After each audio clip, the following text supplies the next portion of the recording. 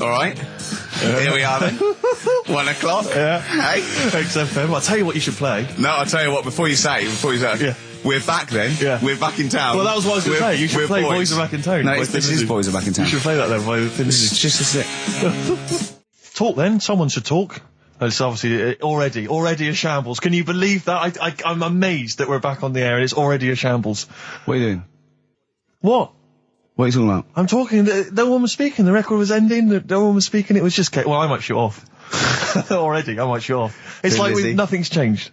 Boys Are Back in Town on XFM 104.9. We're back then, haven't we, Karl? I'm Ricky Gervais, with me Stephen Merchant and Karl Pilkington. I'm not coming back. I'm definitely not coming back. Oh, care that I'm not coming back. Rick, I seem to remember the end of the last time we were on. What was that, 3 months ago? Yeah, 3 months ago. Karl said he's never going to do the show again. There was nothing that was going to bring him back. Yeah. He didn't enjoy it, wasn't going to do it. All the ruse, right? Really? Yes. I've only been coming back for about 2 months, because he's got our agent now, representing him. I thought he was a fool. I haven't really. Why? Well, what's he done for me?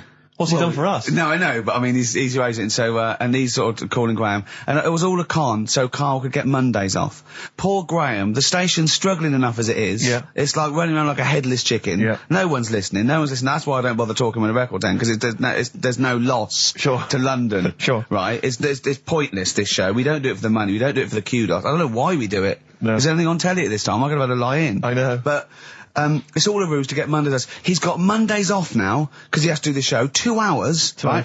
And he's still getting paid. And it's all a con, because he knows that he's holding him over a barrel, and it's like, we've got to keep Karl happy. Right? I had Mondays and Tuesdays off before Duncan got involved. No, but you know what I mean, though? And it's like, poor Graham, who's the MD, in charge of the thing, probably pulling his hair out, worrying about the station, right?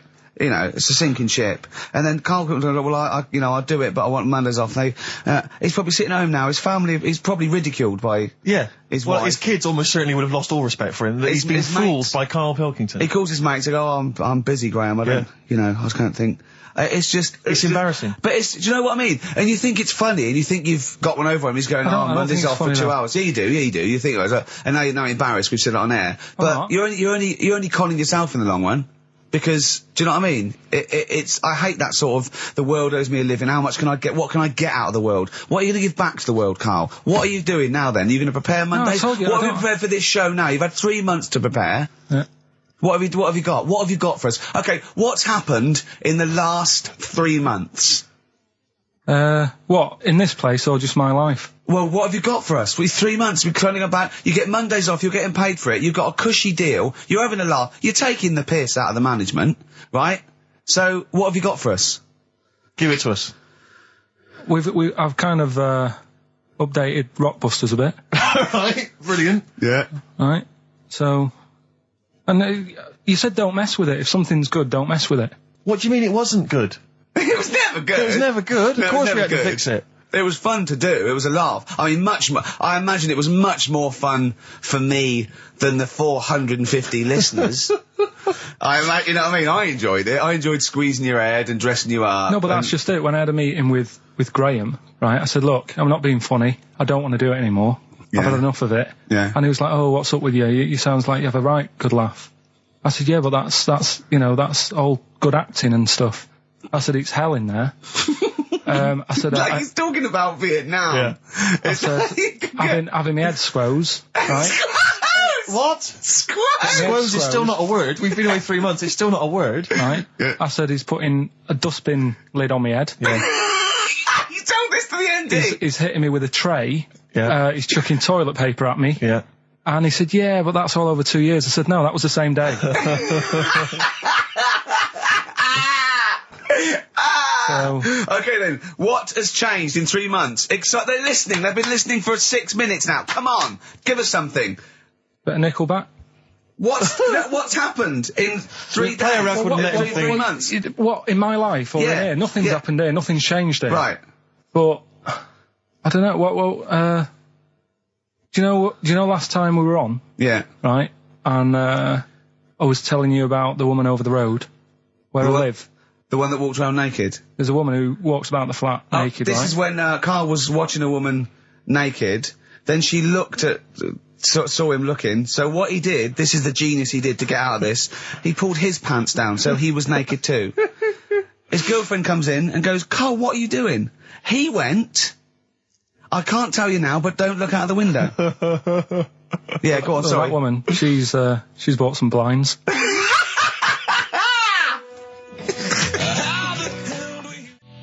Nickelback, Someday on XFM 104.9. How old's the bloke from Nickelback? He looks about 40. It reminds me of, you know when a kid's made up a fate to look like a lion? Yeah. Do you know what I mean? It's like the Wizard of Oz lion. Yeah. But, you know, good tune. Not bad. I'll be controversial. I think rock rules the world again, Steve. Well, I'd hope so, mate. Do you know what I mean? Are we going to hear some rock later in the show? We're going to hear lots of rock. In fact, I might even play a little bit of Rainbow. Blimey. Just to, you know, we've got the darkness, but Sure. I want to remind them where it all came from. Yeah. You've heard the Liz. Yeah. You're going to hear the Bow. Cheers, mate. Thanks for that. No, just high five. Yeah. So, Karl. Yeah, keep it real. Here we are then. Oh, listen, before we carry on, I just thought, it's weird, I was reading some of the fan emails and stuff we've got, and one of the things a lot of people like, it divides the listeners, is your laugh. It's interesting. Some people love it, they find it infectious, they find it adorable. I mean, close up in a small space, like a kitchen Terrifying. or something, it's annoying. Like, Karl was annoyed, because I squeaked in his ear earlier, didn't I? Sure. Why did I laugh? You on the toilet? I think I squeezed his head again, didn't I? And he said, no, it's not 1 o'clock He doesn't yet. like disclosing. Disclosing head. But He's it's disclosing one. The funny thing is, right, we were out a few weeks ago with a mate of mine, right, and he went to squeeze me head, right, give it a squoze. Sure. And I was like, don't do that. You know, I don't like it, right? And Ricky said to me, mate, yeah, he doesn't like having his head squoze. As if it's like Marmite. As if some people love it. Yeah. And some people hate it. Sure. Yeah, okay. Well, anyway, Yeah. there was a little taster of the laugh. That was more the kind of deep, throaty laugh, the belly laugh. But there's that kind of high-pitched squeak that you do. When I've got to sometimes. get air out quickly. Because Exactly. I'm going to burst. Sometimes I laugh so much that my liver and all, they try and get out to it. So I have to get it out really fast, like a siren. Right. Do you know what I mean? Is that how you explain the fact that you're quite fat? Yeah, That's just laughter waiting to come out. Yeah, Every time you laugh, solid. you become a svelte young thing, like Brett Anderson. Oh, dear. Well, anyway, it reminded me of the game that you and I used to play in our very early days of XFM, when it was literally Make Ricky Gervais laugh. Make Ricky Gervais laugh, which was a Loved great it. game. I think. I remember the first one. It was that fella drinking a pint of beer. Yeah. I remember yeah. the very first time. It Yeah. never. I tell you what, it's you not know what great. though? Ant and Dec do it now. They actually. It's very similar to Make Ricky Laugh. It's called Make Ant Laugh. Interesting. So many of our great ideas have been stolen. Yeah. Or stoled. Stoled, yeah. Anyway, I was looking through the paper in the week, and there was a picture which which I think might be a Ricky Gervais, make Ricky Gervais laugh. I don't know. And again, obviously, it doesn't really work for the listeners at home, but I'll try and do my best to describe it. Can we stop saying my name because it's like a Dave Gorman project? Can we just stop? It's getting. Let's say a word often enough, it doesn't mean anything. Yeah. Let's stop saying Ricky Gervais. Well, what we're going to refer to you as? All right. Well, Make Fatty Laugh is a new game. I'm trying to get one of those squeaks of a laugh. I'm concerned because I know. I'm not a monkey. I'm not Sure, a you're not a performing monkey. No, okay. I know that. Right. But anyway, let me just briefly summarise the story for those at home. Okay. The headline was Mum 48, a mother of 48 seduced boy of 14. Well, that's not funny. Not her own boy, obviously, but a neighbourhood child. I don't think it's a funny story so far. He said Grand Lana Allen, 48, led him upstairs and undressed to her waist, then took his trousers off. Okay, bear that in mind. This is a quote from him, right? Bear in mind, he's a 14-year-old boy, he's quite excited about this. He says, then we had sex, it was every boy's fantasy. Alright? You're going to show me the picture of her now, aren't you? So it's a picture of her. This is not... Bear in mind... This is... Okay. In his own words, Rick. Right. In his own words, this was every boy's fantasy. Okay. Here's the picture. It's a silent laugh. He's collapsed on the floor. I wasn't expecting that. I was thinking it looked like a fat man. I was not expecting that. Oh my god. Oh god. She looks like the drummer of Iron Maiden. She looks a bit like Lemmy. But I tell you, she looks like reminds me of most. Did you see those? They've got one with a fag on as well. I know. It's just that's her with them out of makeup though. Carl, have you seen Every Boy's Fantasy? You should see. Oh god. Have a look, Carl. Oh god. How old is she? 48. Oh. Oh, God. Oh, 48. That's lovely. Nothing wrong with that. I'd say if you weren't lucky enough to see the picture, she looks just like the oldest man in the world. His photos on in newspapers and on the web for a while. He was about 135 or something. Carl. Look, it's, Carl's got a theory that Chinese people don't age well. This man was a Chinaman, right? And he was 120 or something. Yeah. Mm. Did you see a picture of him? Yeah, he's still alive. No, he's not. No, he's not. He's died at 120. So he said 120 or something, but makes you wonder. What makes you wonder? Well, because they don't age well. I think he's using that. He's probably about 37. Oh, God! Honestly, we walk down the street, right, and we see an elderly Chinese person, yeah, right, and Carl would go, I just think he is. Yeah. Like, it's not... I don't understand this notion that Chinese people don't age well. I don't know where this has come about. No, I mean, I'm not having a go. No, right? I never want anyone to think I'm like having a go at them. But they are really good looking and they're healthy and that. Till they're about... I've never seen one, right? Can you tell me if you've seen a Chinese person who's about 30? It's either 20 or 50. There's no middle ground. This is what I came back for. This is 2 hours of absolute drivel from the brain of Karl Pilkington. Let me just check something. So the Chinese gentleman who died recently was 130. Your theory is your theory is that he's maybe in his late 30s, early 40s. Yeah.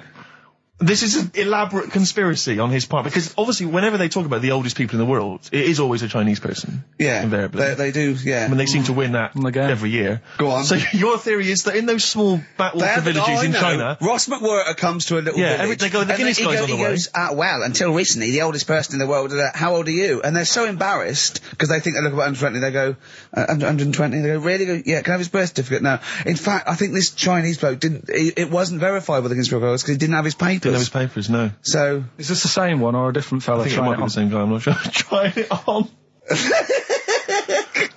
So there's a huge conspiracy amongst these Chinese villages that every time... When you get to about 50, say you're 70. Because no one will believe us. Well, if you can confirm or deny that, then please email in ricky.gervais@xfm.uk. This is the Racist Show on XFM 104.9. Call in if you're anything less than a little mank. Outcast, Hey Ya, on XFM 104.9, with me, Ricky Gervais, you, Stephen Merchant, GQ Presenters of the Year. Radio Personalities of the Year. It's official. We're the best radio personalities of the year. We got that award sent to us, didn't we? We did a little thing. But it was only our two names on it. It had your name, Rick, definitely. I remember that. It had my name. And your name. Didn't see Karl Pilkington's name anywhere. No. And yet he's the one with the day off and the money and the conning the MD and making him cry at home. Let me just remind... Can I just check that again? So he's made a fool out of the MD. He's made a fool out of the MD. And all the major... Basically all the capital shareholders. About, I'm not sure if I'm coming back or not. I want a day off then. Which is the same day off as his girlfriend gets off. So he's just like walking round, I don't know, Hyde Park, just feeding ducks, when he should be working out what he can do instead of Rockbusters, which is basically Blockbusters with a word changed. Christ's sake. Right. If that's annoyed you, I'll tell you what has really wound me up. Go on. The last week or so, this postal strike. I tell you, Rick, I have got no sympathy for him. I'd be a scab. I'd be walking through there and I'd be giving him the finger. I'd go, you can intimidate my family, I don't care. I don't care because the post has got to get through. Because I'll tell you what, it's not the fact that, the unions, they could organise a strike. I'm behind that, it's fair enough. But not when it's these wildcats. They're just out there, they're just taking days off, willy-nilly. They're sealing out the post boxes. It's going crazy. Maybe Karl could deliver a few records Monday. Well, I know Karl must be livid because his copies of the New Scientist and the Literary Review haven't turned up. So he's in a terrible way. And I got important documents that are supposed to be coming to me. There's nothing. There's hiding a hair of it. And I was cooking last night, and it got me panicked because I was thinking about if this just is going to spread now amongst other organisations and other groups. And do you know what? Like a cancer. It was partly because I was cooking. Yeah. But I suddenly become terrified that they might go on strike. Go on. The guys in charge of the potatoes. Oh, anyone involved with potatoes. I had so much mash farmers last night. I had so much sausage mash at the second helpings that I had to sit on the edge of a seat so my stomach could hang down. I love spuds. Spuds and bread. I could not do without spuds and bread. I feel like maybe I could make my own bread. Spuds, I wouldn't know where to start with a spud. Yeah. And it's like, they're amazing. You can boil them, you can broil them. Yeah. I don't know what broiling is, Nor do but I suspect it's tasty. I don't think it's as good as... I mean, obviously the chipped potato is... For the working classes, it was always on. The chip fat fryer was always on in my household. The ceiling, the death trap fire, polystyrene ceiling was yellow. Exactly. Come Wednesday in our house. Yeah. And, always had chips. Because all I remember hearing, if I think back to my childhood, all I remember was, gotta stop and get some potatoes, or phone your dad, tell him to get some potatoes. Well, that was your job, wasn't it? Karl? Yeah, potatoes. Yeah. I mean, it does concern me because what did you have to do? Didn't you have to fill a diary out for your teacher? Do you know when you're at school? I don't know if you do the same thing, but you get like a little red book, right? And every night, I think it was a way of the teachers sort of keeping an eye on you. So if you went out robbing, if you wrote it in your diary, they'd go, what you're playing at. Sure. Right? So you'd have to write down what you did every night. Yeah. But I didn't get up to that much at that point. Sure. I used to just go on my errands. Yeah. And it was my job to like... I haven't heard errand since the 70s. Nice to hear that. I went to U-Phase, right, the little local supermarket. Yeah. And I got... what's it called? Euthanasia? What? I did... U-Phase. U-Phase. U-Phase. Yeah. H-U-G-H. U-Phase. Oh, Hugh-Phase is his name. Right. Yeah. And I just had to get like a bag of potatoes. Of course you did, yeah. And a loaf. Staple. So I used to put that in my diary every day, and it got to a point when like even the teachers were like, just make something up. Yeah. Stop putting the same thing in. Sure, start joyriding or something. Live. I remember when Jane was little, she was at school, I think it was about 10 or something, to do a project over the week, and they were given a big list, a list of 100 animals that they had to tick when they saw one that week. And the teacher knew she cheated because she ticked beaver. So she was trying to win and get it, but she knew, unless it was Susie Dibblethwaite's beaver. I know the school slut. I don't know, maybe. I don't know. But, yeah, so, it feels like the potato people have got me over a barrel. You know, I mean, they could hike the prices up. I still have to buy the potatoes. I got nothing else. I got to have that. You know, you got your fancy pastas for the upper classes, but for the working classes, it's chips or mash, isn't it, really? Yeah, no, I wouldn't worry. I don't think people who do potatoes are going to go on strike. I don't think so. Because we just go and pick them ourselves, don't we? Or grow them ourselves. Sure. What would be the most pointless strike? What would be the strike that we won't sow? Do you know what I mean? I'll tell you one strike that we'd go so. Those guys who do sketches in Covent Garden. Yeah, take me a picture, or they do a caricature of you. The strike, imagine the strike! You go out and you go, well, I want one with a big nose and a big chin. I want them using caricature of me and my sister. yeah. Oh, dear. But I need a sketch, I need a pencil drawing of Leonardo DiCaprio. Looking like a monkey. I mean, how are we going to get this? This is unbelievable. Yeah, I'll tell you also the strikes that have no effect. What? Those people in nightclub toilets who just, you know, kind of there. They got the Lynx deodorant sprays. Oh, no, quite controversial at the moment with the Tweedy case. Oh, the Cheryl Tweedy case. Do you know what I mean? Sure, I got some thoughts on that actually. Like what? Well, maybe we play a record. I'll share my thoughts on. Well, coming up, some Steve Merchant thoughts on the Cheryl Tweedy case. XFM 104.9. Some R.E.M. Rick? What's the frequency, Kenneth? What's the frequency, Kenneth? I'm telling you, it's 104.9 XFM. I'm Ricky Gervais with me, Steve Merchant, and Karl Pilkington. Karl, the user Pilkington. Just takes. Takes. Destroy the man. Go to you, Steve. You should talk like that more. It's cool and sexy. Thank you. I make it clear now, I do not condone in any way, shape or form what Cheryl Tweedy did. But I have to say, they wind me up. By they, you mean toilet attendants? Yes. Right. Yeah, not Pop Idol winners. That's what I thought you meant, yeah. So, go on. But, because I'll tell you what it is, you go into a club or pubs or big trendy pubs, you go in there, and there's the toilet attendant in there. He's got his little display of aftershaves, sprays, some sweets maybe, whatever it might be. Yeah, maybe a lollipop. Maybe a lollipop. And alright, I don't know if I assume they're not employed by the club. I'm assuming the club's we've got the DJ, we've got the bar staff. Wait a minute, we need a guy to irritate people. When the manager walks in, do they hide? Well, this is it. I don't know if it's a guy who's just like... Is it like busking? Yeah, he snuck in. He came in when it was free during happy hour. He's got a little carrier bag. Yeah. He snuck in the toilet. But the thing is, it's the fact that toilet attendants, fair enough. I mean, I'm happy if a toilet attendant sneaks in under cover of darkness, cleans it for me, and then shoots off. But it's when I have to see them there. I feel guilty because it's like, I maybe wash my hands, I'll forget he's there. He'll hand me a paper towel. Suddenly I've got to tip him like a quid or something. It annoys me because I wash my hands at all. I don't usually wash my hands. I sometimes don't even bother getting my knob out. I do it while I stand and change my trousers when I get home. Exactly. So it annoys me I have to go through this charade of getting it out, slushing out of it, shaking it dry, and then washing my hands. See, if he did any of those elements, I'd tip him a quid, yeah. Pop it out. But not to hand me a paper towel and get it myself. And it's this guilt, and sometimes I'll hold it in because I'm nervous I don't want to go back in there. What annoys me is like a posh award ceremony, it's a pound a piss. It is a pound a piss. Do you know what I mean? So, or in a top hotel or something. Yeah. It's absurd. And I'll tell you what's worse than that. I know that he's doing it because he's got to feed his kids, but it's the fact that I've got to look him in the eye. You know, it's like he's humanised. You know, if he was only dehumanised, Rick. Yeah. If I could see him and I didn't think he was a human being, I wouldn't feel guilty. If he could sort of hide under the urinal, perhaps, or if he could hide underneath the sink. Like thing from the Addams, like he just puts out, he just pop a hand out, doesn't say anything, just hands me the paper so you don't towel. even see, like, you know, hand go, and then I'd put a pound in, I'd take the thing, put a pound in, nick a lollipop and run away. No aggro. Exactly. It's the fact I got to see them and I feel guilty because, you know, I'm on the radio, I've got a cushy life. I know. Here's a guy who's just trying to make ends meet. It makes me feel bad, it ruins my evening. Yeah. I'm just pleading for them. Can they not do it anymore? Can they maybe get a job, illegal mini cabin or something? Please. Born Again, Star Sailor on XFM 104.9. We're back. It's the 1st of November. Ricky Gervais, Steve Merchant, Karl Pilkington. It's the same old email address if people want to get in touch. ricky.gervais@xfm.co.uk. We've had a couple of emails, Rick. Someone, actually Ian, he's emailed in. He said that because of the blinking postman, it's his wife's birthday today. She's had no cards or presents because, presumably because she's got no friends, but also because of the postal strike. But you won't be able to use that excuse for Suzanne's birthday again because she knows that the postal strike won't be on around that time. All right, Karl. But anyway, so would you just say happy birthday to Tracy? Have those condoms run out yet that you got for Christmas? Karl? I've still got them. Have you?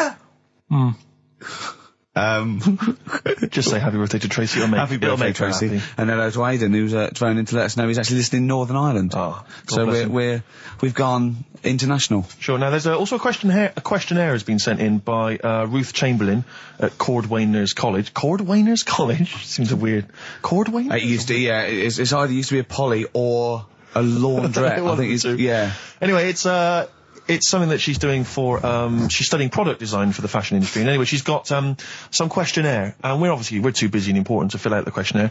But we thought maybe you could answer it, Karl. Karl, look, he's yawning, he's looking round, he's only got to do 2 hours and he gets a whole day off and he's getting paid for it. Do something, Karl. Be grateful. You've probably ruined a man's career. He's been ridiculed now for doing this. He's so weak where he should have squoze your head and kicked you out of the building. So, let's have a little bit of effort. You've only got an hour and a quarter to do, then you get 2 days off, alright? Alright. Right, Karl, it's a questionnaire about happiness. Oh, yeah. There's one person... Well, that should answer it right where. The first question, Karl, on a happy scale of 1 to 10, where are you on the happy scale?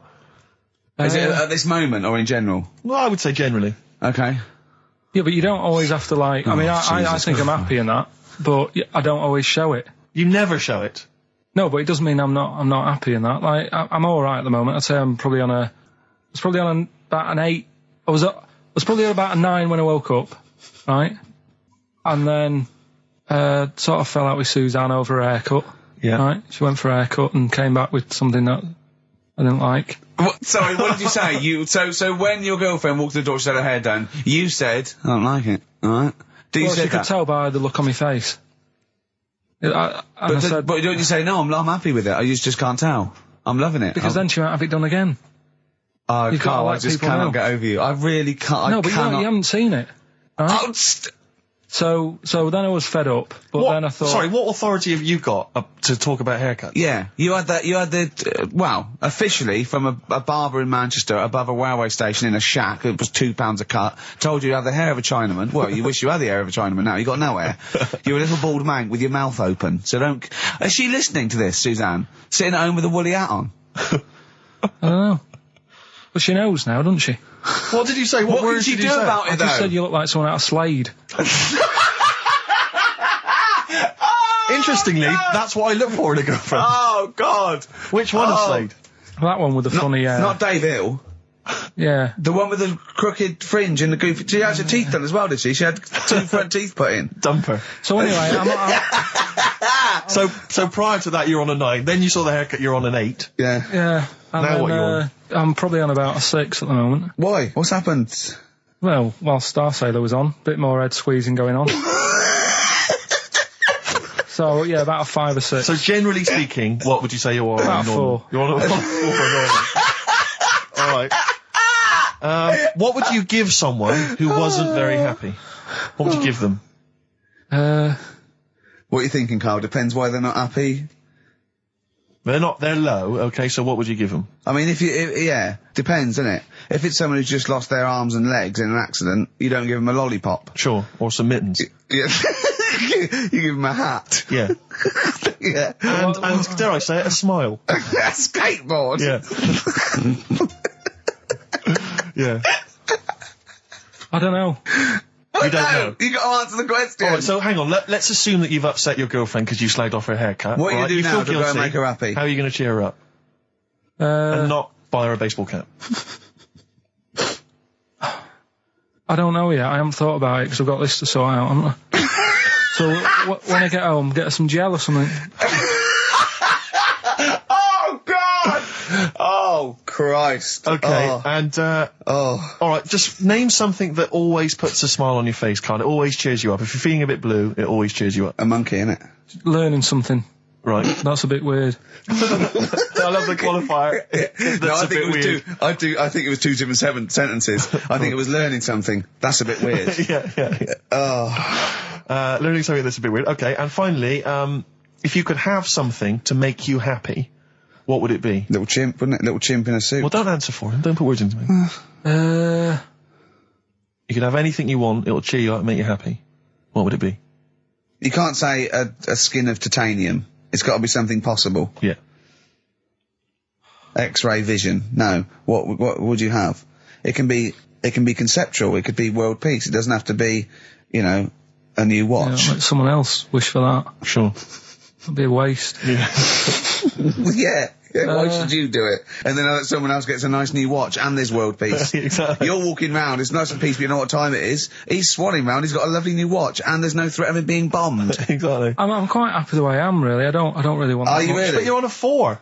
Yeah, you're on a happy scale of 4. Yeah, you're on a 4. Surely you want to get to 10. Surely the point of life is to be on 10. Yeah, but what's a 10? Do you know what I mean? No. What's a 10? Contentment, absolute contentment, joy Bliss. in your heart, Yeah. inwardly and outwardly. Not walking around with a little round mank head with your mouth open going, what's the point of that? I've done it once. Is that why you've still got all the condoms? Because I've done it once. What's the point of that?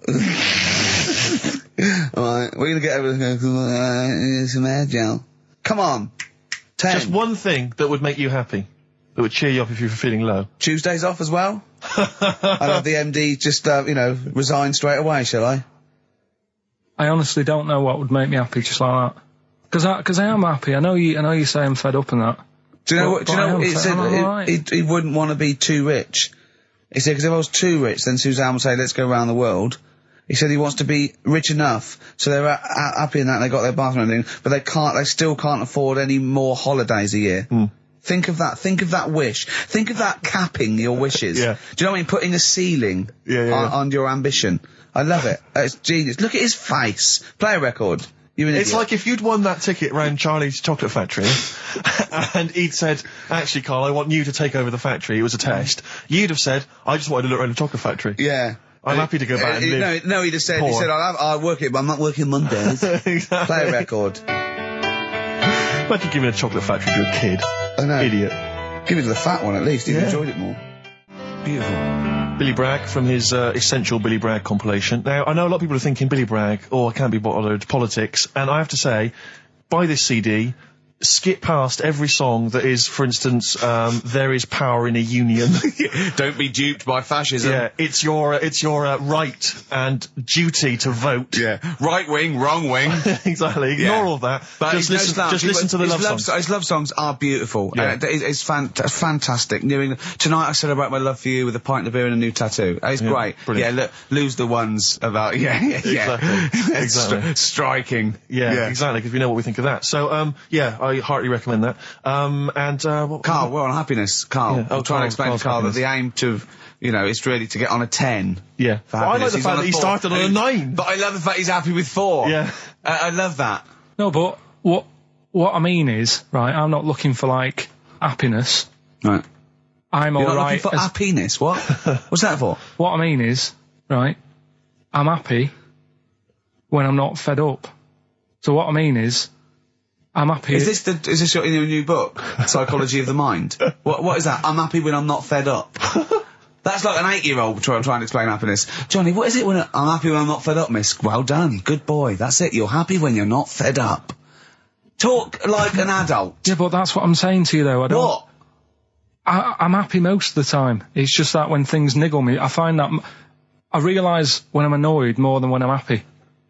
But Karl, every time we talk to you, you are whinging about something. You've got something that annoys you. But he's one of those people that if he whinges loud enough, he gets away with it. Like he's in here, I think he goes, I'm really busy. I come in and he's doing nothing. He's chatting, because he's having big, long chats with everyone about how someone's wound him up. Yeah. And they all come in and they go, Karl's fed up. Because he's got this show. You know what I mean? He's wormed his way. Hang on a minute. You came in moaning about the Post and that today. Yeah. Well, everyone's annoyed and frustrated by that. There's small businesses going out of business. I'm not. You haven't heard me. No, you're not, because who's sending you letters? No one. You've got no friends. You've said that yourself. Yeah. You've openly declared you don't want friends. They're too much hassle. Yeah.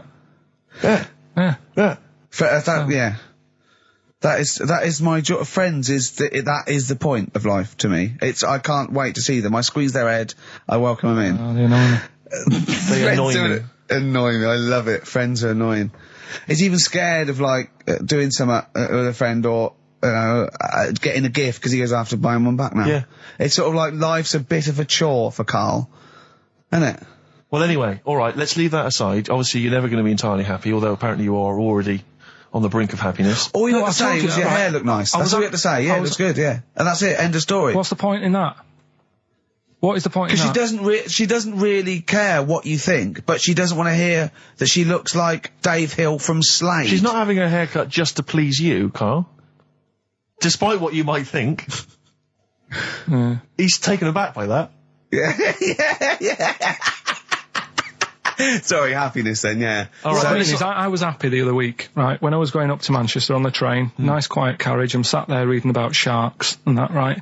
Nice and quiet. And I got annoyed, I texted you, didn't I? Yeah. When 2 fellas got on. Can we talk about it? Well, yeah, you've started it. 2 gay men got on. Go on. 2 gay fellas got on. Yeah. And it wasn't the fact they were gay that bothered me. It was like, each to their own. Let them get, you know what I mean? Let them do what they do. Yeah. And, behind closed doors. But they started talking really loud, right? And they were going on about, that's annoying anyway. That's annoying whether you're straight or gay. Talking too loud. But do you know what theory I have about they go out late? Yeah. Gay people always go out late. Yeah. Yeah. Right. When what time do you go out in the evening? 7:30. If you go out about 7:30, if I'm out of work, I might go out about 8 o'clock or something. Yeah. I guarantee I'll sort of be in bed by about 12:30. Sure.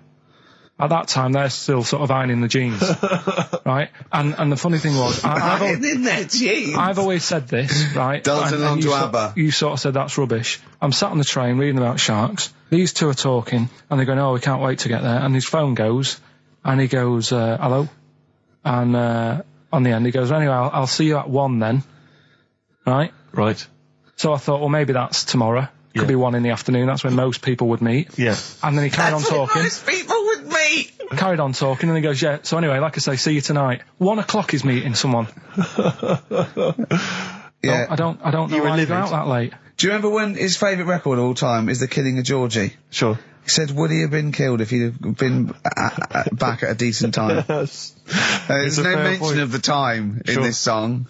And then the funny bit was, actually, that did make me laugh, right? When he'd finished talking on the phone, he said to his partner, right, oh, there you go, let's have a little chat. And the fella said, who was that? And he said, oh, it's Dave. He said, which one's Dave? He said, you know, the one with the shaved head. I thought, in the gay community, yeah, that isn't a good description. No. Do you know what I mean? Yeah, I know. They've all got little shaved heads. Before we move on, was the Sharks article interesting? Did you learn anything? It's pretty good. Was it? I'll teach you something about that later. Oh, okay. Is this educating Ricky? It wasn't, but I can teach you a bit. Yeah. Alright. That's good. Play some ads and that. Play some ads and a tune, and then have we got maybe a competition? Yeah. What have we got? We're all looking forward to that. Alright. Fortune Faded, Red Hot Chili Peppers on XFM 104.9. I'm Ricky Gervais, with me Steve Merchant and Karl Pilkington. Back for 2 hours a day, then a Monday off. Conning the management, baby, and sending this station spiraling down into the depths for his greed and selfishness. Yes. Okay. We were talking earlier about things that have happened when we were away. Quite a lot, but there's one thing I heard. It might be a rumour. I hope it's a rumour. I kept it from you, Steve, because I want you to sort of have spirits out, because we've been at it in the office, and we've got to be okay. I'm just going to say it. I think Shed 7 have split up. Sorry, I didn't... Shed 7 have split up. Sorry, I think I got something in my eye. It's just a bit dusty, you know, I think. So, okay, if it's true, it's true. If not, at least we got their music. Their music didn't. The music lives on. So we're going to dedicate this show to Shed 7 and all the bands they influence. So we're just going to play... Just every artist that formed a band after they'd heard Shed 7. Just play them from now on, and obviously all the hits, the Shed 7 hits. When I saw this, I saw it on a website. It said about, is it true Shed 7 has split up? And the next, one of those dorky message boards, someone came on and said, you are joking.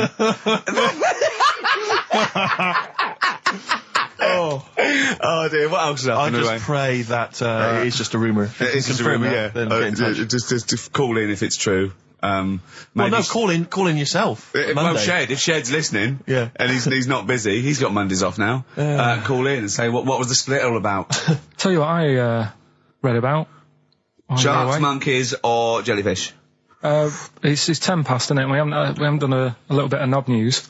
No, right? We haven't done knob news, no. But it's been 3 months. It's been 3 months coming. There's this thing. I don't know the full story. I don't know how it happened, right? But little Russian fella. Yeah. He was sort of having sort of emptying his bladder, right? And somehow electrocuted himself. Right. And sort of did a bit of damage. How did he smashed onto some live wires or something? Something like that. So did anyway, it damage to himself or to an electric fire or something? No, to himself. To himself. Yeah. And so the doctor didn't slip and curling tongs went up his arse when he was pissed, because that's happened a lot. In yeah, we've all been there.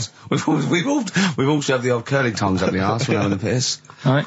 So I can't even be bothered. No, go on. We're interested. Come on, we're interested. You can't be bothered. You get Mondays off. Do some work.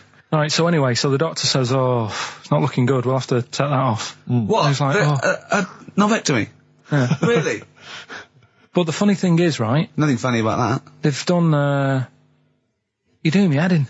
Just tell the story. Just do me head in. Well, you can chill out on Monday. I've only got 15 minutes, but I'm going to talk to you every Saturday. I'm going to get the money's worth out of this, because you get Mondays off. And I can't bear the fact someone getting away with something like that, because it's terrible. So you're going to stick this out, or you're going to have to work Mondays. So take it on the chin, right? Okay. Just finish the story. Yes. I command you. Just do it. Anyway, so he said, you know, will you be able to sort me a little knob out? A prosthetic cock, yeah. But they put him out for the operation. Yeah. He woke up. Yeah. Right, and he's thinking, oh, thank God that's over and done with. Yeah. They've only grown it on his arm. What are you talking about? You twat. Shut the you're an idiot. What do you mean they've grown it on his arm? Apparently, like, that's the way they do it. Oh, yeah, but to then put it on, that wasn't a mistake. It wasn't doctor going, did it go there? Some bloke I didn't do a degree. Are you a real doctor? Yeah, yeah. No, but why put it there? Because it's got to grow, it's got a graft there, so they can control it. To skin tissue. But on your arm. Well, but they're going to remove it from the arm itself. What do you mean on the back? On your back? Somewhere, well, we can't wear a t-shirt. Yeah, but you could. He's in hospital. But this way, you can still have a little tug, can't he? But they'll leave it there for quite a bit. It's not. Do you know what I mean? It's not going to be like, oh, it's just there for a few days. Yeah. It's there for a bit. That's not good, is it? So he's got a cock on his arm. Yeah. What's up with that? What do you mean? What's up with that? Well, I mean, you could say it's a thumb or something, couldn't he? Yeah. But they remove it. Be good for hitching. Down below later. If you had a knob instead of a thumb and you went hitchhiking, just tickle it. They can see it like a mile down the road, couldn't they? Posting.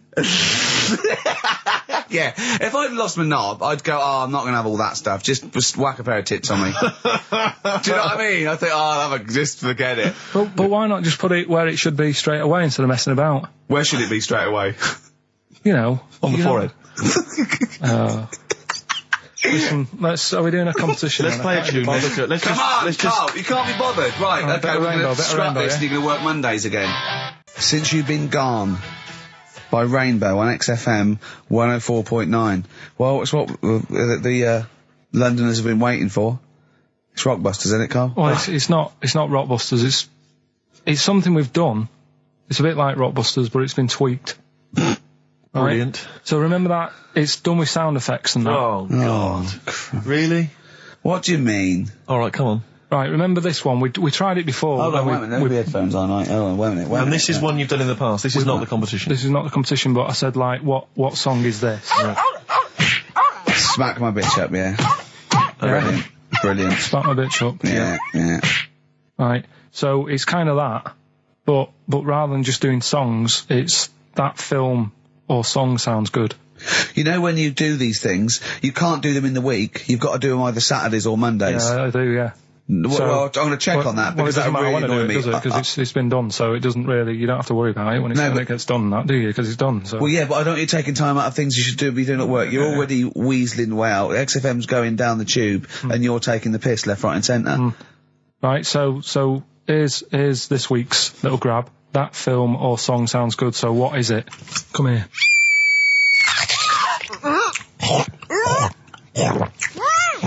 I'm well happy now I've had that.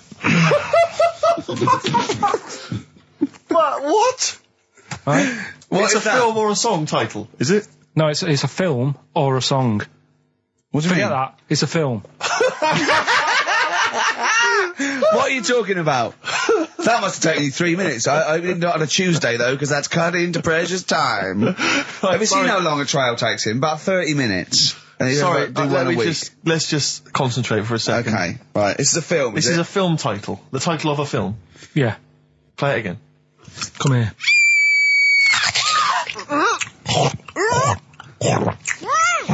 I'm well happy now I've had that. Right? Oh, dearie me. Dearie me. 3 months they've waited for that. 3 months for that. Shite. Do you want to say what the prices are? Oh, I can do. I'll tell you, there's good news and there's bad. I don't know, I think maybe this is what people think of Karl's quizzes. This is the respect they show us. Because you know that the various companies, they'll send you product which you can include in competitions. It's a promotional tool. Yeah. They've sent us, I'm Alan Partridge, Series 2, and Fawlty Towers, the complete series. Brilliant. On VHS. I mean, who's got a video player anymore, Karl? It's for losers and the working classes. Yeah, for up north. They still sell them up north, I think. Thankfully. In market stalls. It's been redeemed.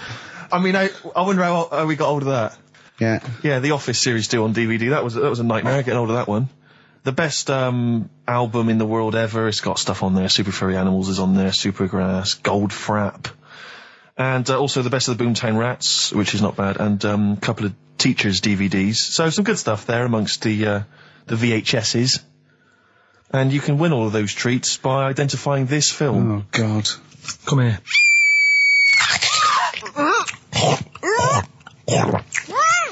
I'm well happy now I've had that. Email only, we don't want to actually speak to you. ricky.gervais@xfm.co.uk. I'm sorry if that's brought you down, it's made us feel Can bad. I just say something? What's the phone number, Karl? 08700 800 1234. 08700 800 1234. Call up for no reason, because I want Karl to answer the phone. He hates doing it. So call up and talk to Karl. Ask him anything you want. Just talk to him. Okay? Right, answer the phone. They're going mad. Drills. Big Sir on XFM 104.9. He's so annoyed that you have to answer all those calls. Why did you like it? We're wasting time, aren't we? That's your listenership. No. They want to speak to you. No, that's nice and everything that people call up. Yeah. But we should be concentrating on what we're doing. Yeah, well, but I do this show to annoy you. I don't do it for the money, or the kudos, or the awards. Do you know what I mean? I do it so you have to be here and do what I say for 2 hours, because you're getting away with murder here in the week. I don't like seeing that. I don't like injustice in the world. I try and fight it wherever I can. So I do it to annoy... It's good of you, Rick. Thanks for doing that, mate. Yeah. It's interesting, though, that you're passionate about fighting injustice, but you focus specifically on Karl at XFM. One of the world's lesser crimes. Being a little bald mank twat. Exactly. I know, yeah, but nonetheless, it is a crime. Look, he's got his head down like one of those, one of those chimps that have, like, lost their mate in London Zoo. He just sits there like, a broken animal. Karl, what are you thinking? Where are you on the happiness scale now? Of 1 to 10. Karl. On about a 3.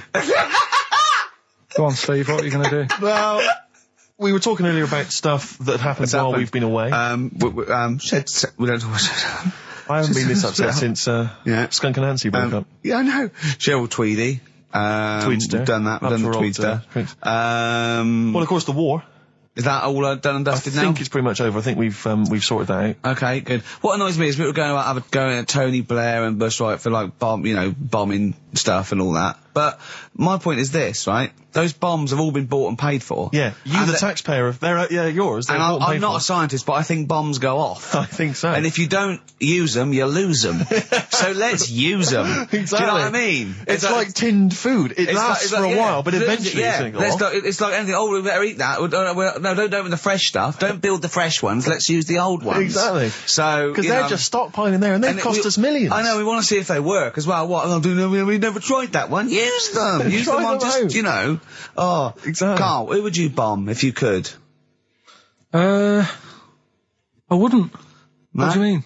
Well, imagine you could bomb a country. You're not actually going to bomb them, but you're just going to frighten them. Just going to put the frighteners on them. Frighten them, yeah. You're just going to go, I'm going to bomb you, and then obviously... And they'll go running behind and under tin shelters and that. Yeah. Ricky's house?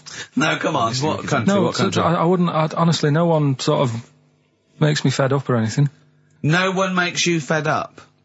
Not enough that I want to bomb a place. You're not actually going to bomb them. I wouldn't get involved. I'd just say, let someone else do it. Sure.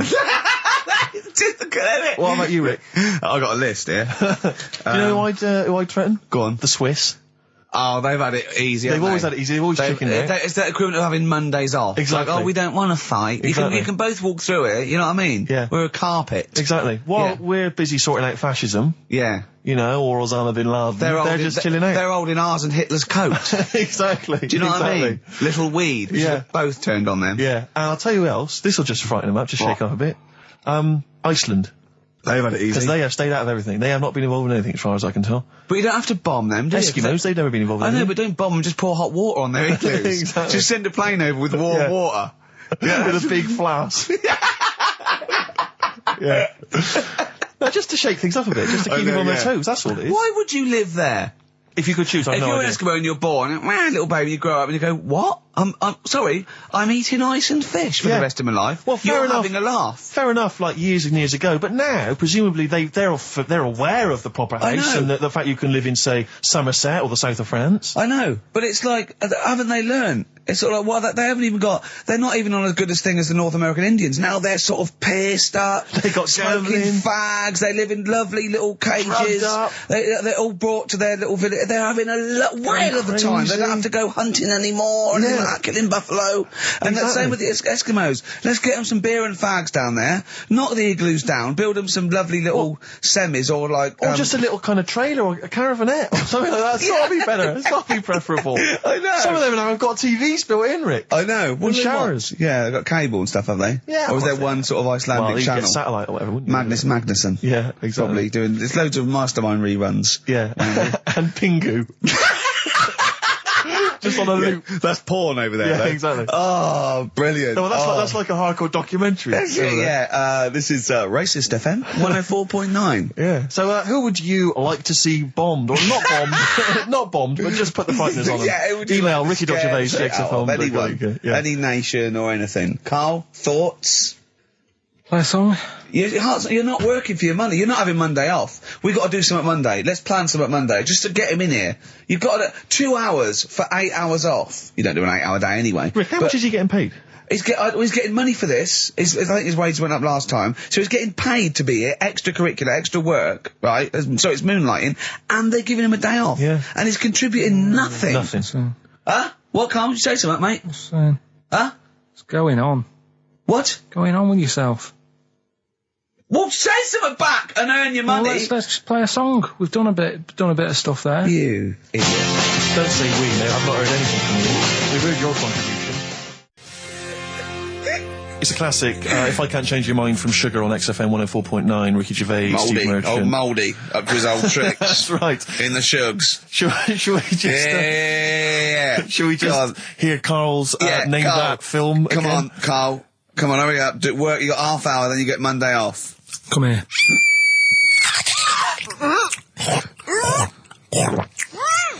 I'm well happy now I've had that. So ricky.gervais@xfm.co.uk. What's Karl's email address? Is it karl.pilkington@xfm? So everyone send an email on Monday, just so he gets back and he's got to do something on Tuesday. Yeah. Maybe he should have took the load off on Monday. I don't know. PIMP, 50 Cent on XFM 104.9. Me, Ricky Gervais. You, Stephen Merchant, and you, Karl Pilkington. Alright? What are we doing then? How are we going? Karl, how are you feeling? On a scale of 10 now, happiness scale? Just building back up again a bit. Yeah? Probably on about a 5. Oh, that's not bad. What changed it? Just calm down a bit. Yeah. So. The chilled out vibes of PIMP probably helped you. Yeah. I think we should just say, give massive props to Adam and Joe, who stood in for us. Oh yeah, stood in for us. Did a great job. Yeah, great, really good. In fact, interestingly, I listened to their show. Are they going to get their own show here? I think they should. Yeah, they'll probably get something. Well, there you go. Well, it's interesting, as I was listening to them, they had quite a nice selection of features. They had a couple of good competitions and things. Now, I don't know if, having done them for XFM, is it somehow, they may be kind of under some kind of XFM copyright? Which would mean, as we've got no ideas, maybe we could just hijack some of theirs. Maybe you could look into that. Obviously not Monday, you're not here, but... I was with Joe Cornish last night, went to a little, do at, Jonathan's house, and Joe was there, and he walked in, and I was taken aback by how tall he is. Sure. Because I'd forgotten, and he's about 6'4", but he's unlikely to, you know what I mean by that? It's sort of like some people surprise you. And, he was going, I don't consider, 6'4", big. I said, well, it is pretty big. I said, but I know what you mean. I walk around with Steve Merchant. Yeah. And, he went, how tall's Steve? And I said, 6'7". Yep. And Joe went, oh, that's nearly a disability, isn't it? Do you know, he's absolutely right as far as I'm concerned. No, do you know, I've genuinely, since school, I used to go to school with a little disabled fella. Lovely guy. No, I swear to God, lovely guy. And I remember he came in when we got in the sixth form, and he'd basically got, I don't know what the ins and outs of it were, but as far as I could tell, he'd got a car for free. A specially converted car. Yeah. You know, because he was disabled. And he was driving same as Karl. Me. I need this, I need that. But it seemed to me that I was thinking, well, why can I not get something similar? Because there are some cars I can't fit in. Because I'm too tall. I genuinely cannot drive the smaller cars, the cheaper cars. I'm obliged to buy a more expensive, larger car. Because I can't fit in the tiny one. That's like saying you've got to pay more for your shoes because there's more leather, which is true. Which is absolutely true. It's a nightmare getting shoes. But fat people have to pay more. Do you know what? It's a nightmare getting chairs, comfy chairs that I can sit in the home. I sit in a chair for very long and my back's killing me. Now, how is that not a disability? But no, you don't see people like me whinging. But I think tall people, I've read an article that taller people on average, get higher wages through an advantage, or just because they're taken more seriously than little dumpy fellas. Sure. Do you know what I mean? But I don't think I genuinely don't think there are many benefits of being really tall. People seem to assume there are, but beyond the fact that I can reach things down from a high shelf, I know. I don't think there's any real perks. I've seen you hit your head a few times. That's a disability. I know, I have seen you hit your head a few times, and I think, oh God, that must have hurt. Obviously I'll make sure you're okay and then laugh. Of course. But I know it must be annoying. Thanks, mate. No, but I mean, there's one pub in Soho that he has to go down backwards. Yeah. He has to lean back, it looks like a limbo dancer. Yeah, they've almost got to lower me in on ropes. I always find it amusing. But like, for instance, on an aeroplane, I can't get some of the seats, I can't fit in some of the seats. Not in any way, not the way that I could. Because how is that not a disability? There's some seats that people can't afford because they're poor. It's not a disability. That's irrelevant. Don't go on a plane then, because you're poor.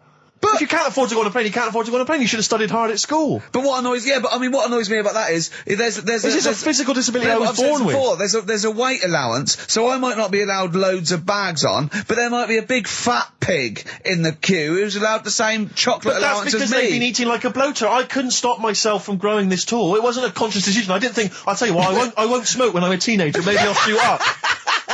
I'll eat healthy. I'll probably add an extra 2 feet. It just kept going. You do eat too healthy. You eat way too many greens. But that's not why I grew to this height. It's a genetic thing, isn't it? Yeah, but if you'd lived near, some sort of pylon or something and just, as I say, smoked from an early age, you wouldn't have been that tall. Don't think when I was a gangly teenager having the piss taken out of me, I wasn't thinking I wish I'd been born near a pylon. Or Chernobyl. Could your mum or dad, could they have banded you like they did with little, didn't they do that with someone's feet?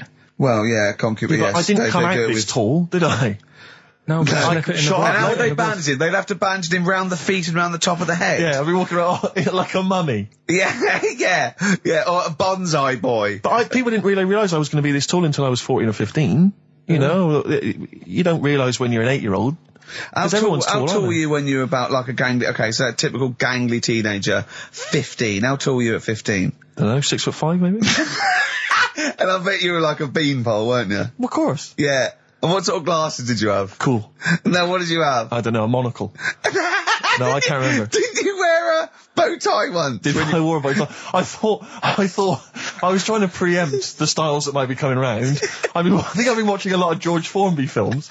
And I thought it can only be a matter of time before the bow tie comes in. I thought it might be quite kind of urbane and debonair. Yeah. So what that was Robin Day at the height of his fame? I think he might around this time, yeah. Yeah, I wanted to go for that dandy look. I thought that's what the girls are going for. I know, yeah. The dandy.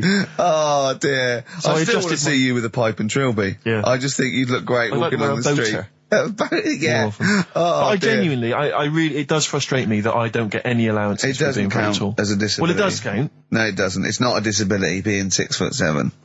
But how can you explain, for instance, travelling on a bus or a coach? There's some seats I can't sit in. The only disadvantage is, people look, I've seen people stare at you, but they stare at me because I've been on the telly. What's that a disability? Are that people being recognised? Yes, but you could avoid that by not being on the telly. It's your choice. This is my point. It's your choice. Yeah, it's the same as the big fat people. It's their choice. It's a different sort of stare, isn't it? I've been there. Yeah. When, the sort of stare that you get and the sort of stare. Well, obviously sorry, Steve, but I'm going to, follow up this inquiry. What do you mean, Karl? No, so I'm just saying it's more of a stare of fear than, like with you, they go, oh, it's him. Yeah, go on. Whereas with you, it's more like, jeez. Do you know what frustrates me? What?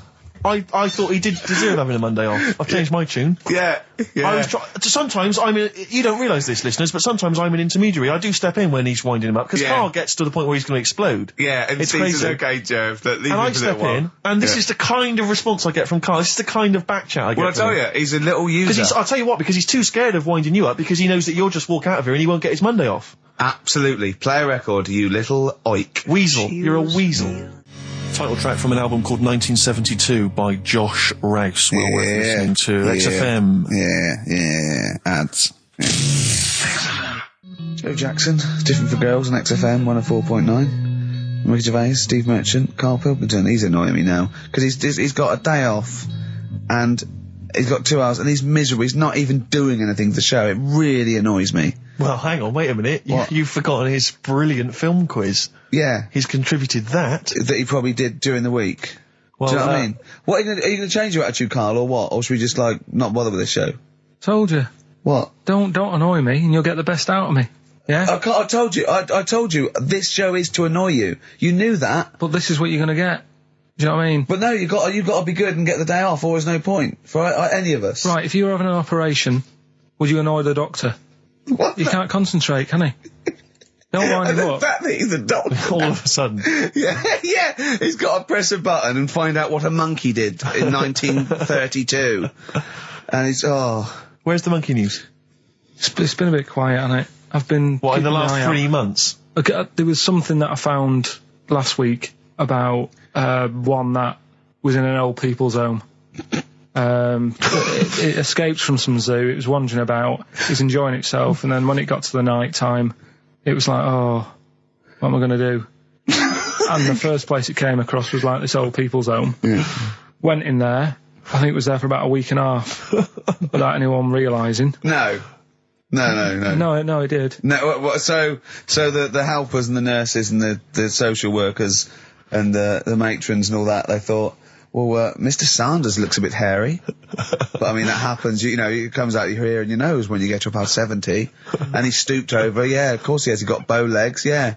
And he eats more fruit, of course he does. Well, that's when they realised. Why? Because someone in the kitchen said, hang on a minute, getting through more bananas than we normally do.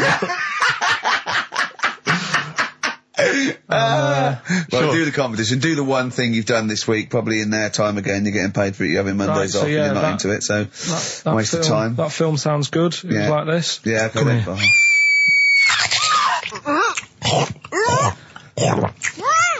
I'm well happy now I've had that. Oh, yeah. Right. So that's a bit of a cryptic clue. Yeah. Someone eating this woman. Yeah. And he's happy that he had that. Yeah, go on, yeah. That was Gladiator. So, who wins? A couple of people sent in Hannibal, which would still work. Yeah. And someone else sent in Maneater, which I suppose works. Although he did put the thing in about I'm well happy, glad. Yeah, I know. I know it's not. It's not worth the I don't know undercredit he gets for this and a day off. No. Well, Eva, who got the answer right. Well done to her. I'm going to give her the prizes. She said that she'd heard this before on Christine O'Connell's show. This is really annoying. Right, that's it. You're going to do something, or we're going to stop this and you have to work Mondays again. Because you are taking the piss out of me, you're taking the piss out of Graham, and you're taking the piss out of London. I'll see you next week, and you can change your attitude. Limp Bizkit, we may be back next week. It depends how Karl gets on. Maybe he bucks up his attitude. Thanks for listening. You have a good Christmas? Yeah, you? Yep. Karl?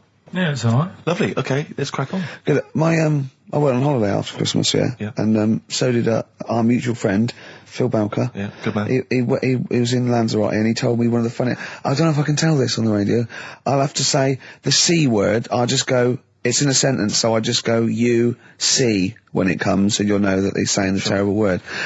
Just, didn't want to ruin the anecdote. Anyway, they're walking along one evening in Lanzarote, and there's lots of Brits there, apparently, and Phil overhears a sort of married couple arguing. They're having to go home a bit early, and she's saying to him, she went, for Christ's sake, every time we come out drinking, you always shit yourself.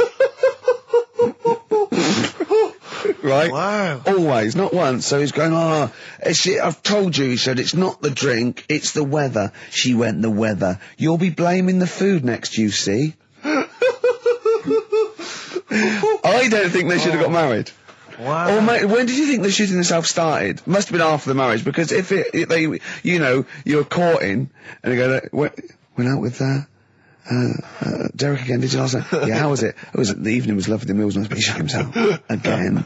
That's 5 dates, 5 different heaps of shit. But I think I can change him. I think I can change him, yeah. It must have happened after the marrying. Or he just might have think, oh God, or he's got to that age where I think, look, I'll just empty it when I get home. Yeah. I'm not going to keep going up and going to the toilet, It's the ice that does it. Yeah, Karl is right, I think. It is the ice. What do you mean? People forget, they say, don't drink the water when you're on holiday, and they don't. They drink, they buy Evian and stuff. Oh, I see. They forget about the ice. The ice cubes, you're right, in a bar. Made from tap water. And that can do it, can it? Yeah. But she said every time you're drinking, didn't she? I assume that she wasn't drinking ice then. Yeah. I mean, why is it just happened to him? Let's be honest, everyone that goes on holiday doesn't end up crapping themselves. Yeah, they usually make it to a toilet. He does it every time he drinks, doesn't he? Yeah, well, apparently. Just don't let him carry the baguettes. He's good, isn't he? Oh, Karl comes out with something. He does now and again, High doesn't five, he? Karl. That was sweet, man. Nice one. Yeah, respect you. Ladies and gentlemen, will you please welcome to the stage, The Scaffold. Oh, The Scaffold. Do you remember The Scaffold, Karl? You picked the lead singer looks a bit like him. But you know whose brother that is in The Scaffold, don't you? Mike McGear. Do you know whose brother that is? What? Do you remember The Scaffold? They did, Yeah, we'll drink a drink to Lily the Pink, the Pink, the Pink, the Roses advert. Yeah, thank you very much for the entry. Yeah. Do you know whose brother that is? Whose brother? The lead singer? No, the Mike McGear in it. Sort of one of the main men in it. He's one of the songwriters in The Scaffold. Paul McCartney. Is he? Yeah. I didn't realise that. Yeah, that's Paul McCartney's brother. Think of that when they go home for Christmas. So I think Lily the Pink was what, about 1970? Yeah. It was number 1, wasn't it? Christmas number 1? Yeah, big number 1, yeah. I don't know if it was Christmas number 1. Two Little Boys was 1969, last... No, it definitely was number 1. Yeah, Scaffold. but I don't know if it was Scaffold. Christmas number 1. It was, because I remember I did it in Really? Yeah. Yeah. Wow. So they go home at Christmas and Mrs. McCartney goes, all right, boys, how are you, Paul? How are you doing? I'm just starting a new band called Wings. Yeah, oh, yeah, so this is Linda. All right, sit down. Mike, what are you doing? Just had number 1. Brilliant, round of applause. How many number 1s do you have, Paul? 19. Still. We know what we like, don't we? We'll drink the human race. Paul goes, wow, if you want to. The long and winding... Boring. We'll drink. Linda, do you want to be in the Scaffold? We're probably going to go on tour and stuff. I know you love it. Well, I quite like it. Yeah, we'll drink. You're not going to be in Wings if you're going to play with him. Well, I got make a tricky decision. I mean, that's a great song. Everyone's loving it. It's Christmas number 1. What are you doing eating his bacon? Well, I love it. You don't eat bacon. Yeah, but I love the music. He's a great guy. Stop it. What are you doing? Well, I just, I love the music. We'll drink. No, you don't. Yesterday... all my troubles seem so... Thank you very much for that. Aintree Iron. Imagine that, because imagine everyone going, well, you've had 19 number 1s. I mean, it can be very time. Yeah, if you stay like this with the Scaffold, I'm going to rule the 70s. Yeah. If things that carry on going like they're going now, the Scaffold... Ladies and gentlemen, please welcome to the stage, Beck. Oh, nice one. That was the Christmas song. Remember them dissing all over the place as usual? Absolutely. Dissing all his mum and everyone. Yeah, it's a little bit of cussing in there, which they bleeped out, thankfully. Carl's in a bad mood already. He's been in about 3 minutes and he's in a bad mood, getting stressed. If you can't hack it, leave. What's the matter with you? No, I'm just saying. I was meant to enjoy last Saturday off and I didn't. Why not? Why is that our fault? Because you weren't here? Just because... I don't know, but... Are you not in the Christmas spirit? Why didn't you enjoy last Saturday? What did you do? I went all the way back up north again, right? Because it was Suzanne's dad's birthday, right? I was busy last week, didn't have time to get him a present or anything. Didn't have time to get him. So I got to Euston Station, bought a card for him, which was a Christmas card, so he wasn't happy because he was saying it's my birthday, and I said, well, I won't be seeing you again. So I've got a joint card, and then we went out... Did you get him a present? Well, no, because we went out on Saturday night for something to eat at this pub that he likes. It was a nice steak and onion rings, right? Lovely. So he should have been happy anyway. Yeah. But... What, you paid for it? No. But you should have been happy anyway. Suzanne paid for that because it is her dad, right, not mine. So I said, all right, what can I do? I said to her. So she said, just buy a few drinks or something. Anyway, I didn't get around to getting drinks. I can't believe it. Can't believe it. Around to getting the drinks. Right, so I said, right, I'll pay for the cab. Right. Oh, what a lovely Christmas gift that is. Yeah, £2.50. I paid, it was like £3 there, £3 back. So £6 you spent on him? Well, no, I spent more. See, that's what he said. He said, get the Bolton and back, can't he said, oh, you spent on me £6 for my birthday. I said, no, I haven't, because I gave the taxi driver a tip. I'm a little bit worried about his attitude as well. Because even if, I mean, that is a stingy present, but you don't say... I mean, let's be honest, that's the worst Christmas gift ever, because, I mean, you're pretty bad, like we discussed in the past, but at least you spend a bit of money. Yeah. It's just thoughtless. Yeah. This is nothing. I know. You haven't given him any time. I mean, I would... And I knew my demographic. They loved it, my family. They couldn't believe their luck. Well, a tenner. You spent a tenner on him? Well, the cab fare was £6. But the thing is, I don't think he's saying that. I think it's the fact that this is like, frittering away. Well, it's kind of thoughtless, he would have loved to, I'm sure he would have been appreciative of a lovely £10 gift that you cared about and bought. A book he probably likes Fly Fishing, doesn't he, by J.R. Hartley. If you'd have bought that, he'd have gone, that's what I was looking for. Well. Or what I was looking for, Karl. Bloody hell, Karl, you little bald twat. That's just what I wanted. So, alright, so just calm down. So what have you got planned for Christmas? Is this what, I mean, are you doing the same approach with Karl, Suzanne? Excellent. You've paid me milk bill for this week. That were nice. I'm spent this year. So have you planned anything for Suzanne, or are you just... Yeah, I'm taking her out Christmas Day for something to eat. Well, does she know that? Was that? She's working today, so she so... Right, okay. So what Christmas gift have you got? That's it, I'm taking her out. What, you haven't got a present?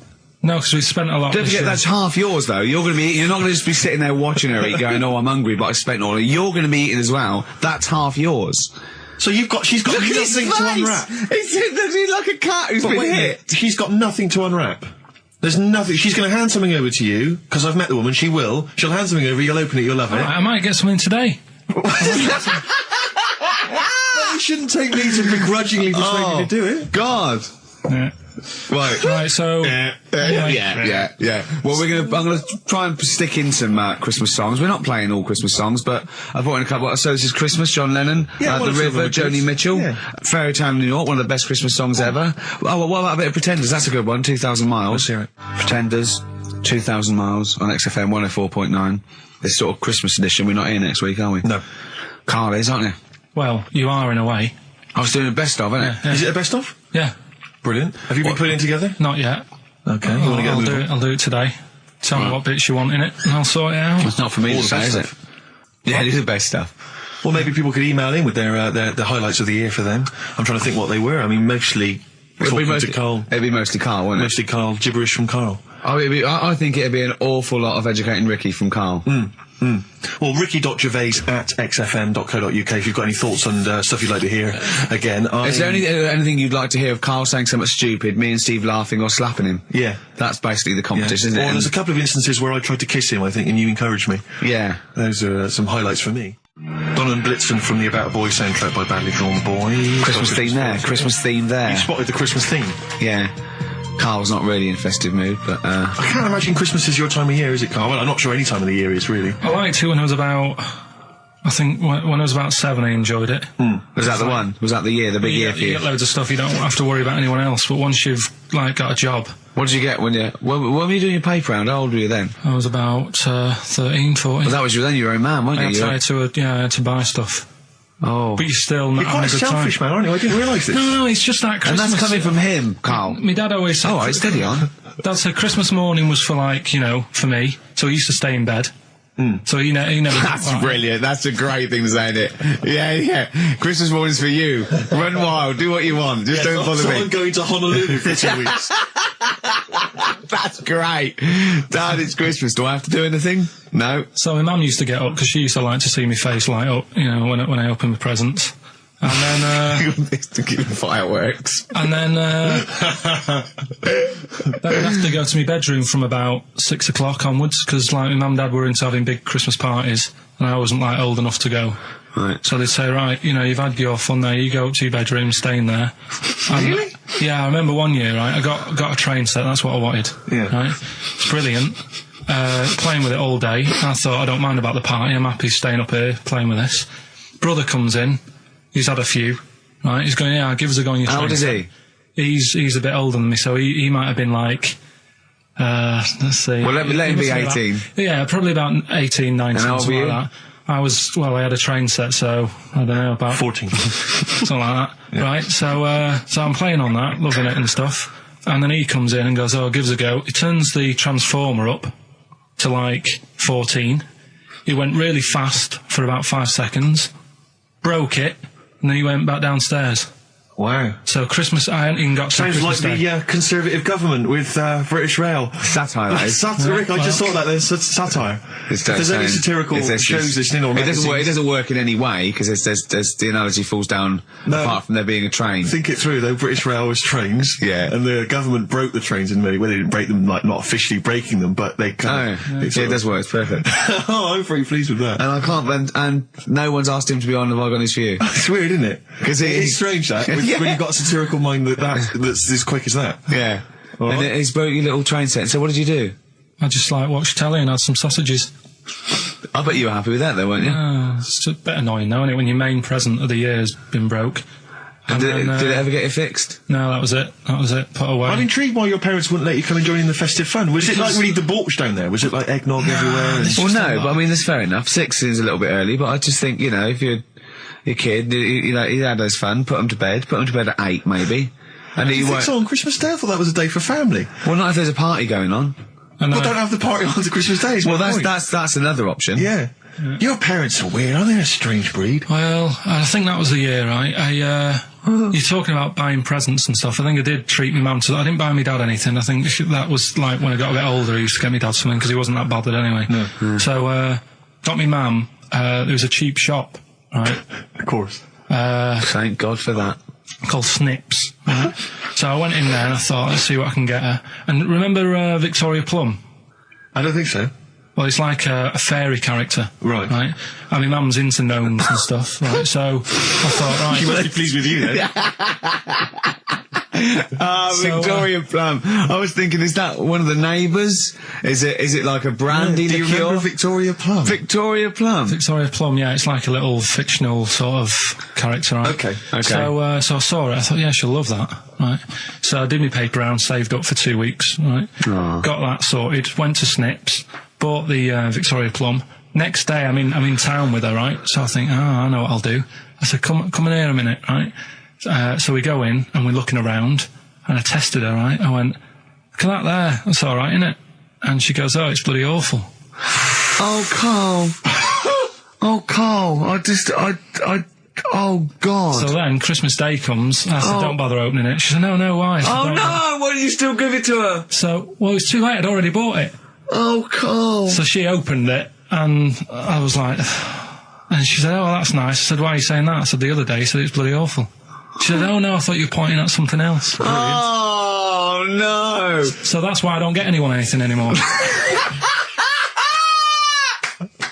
Oh, God. Play record. Oh, God. Oh.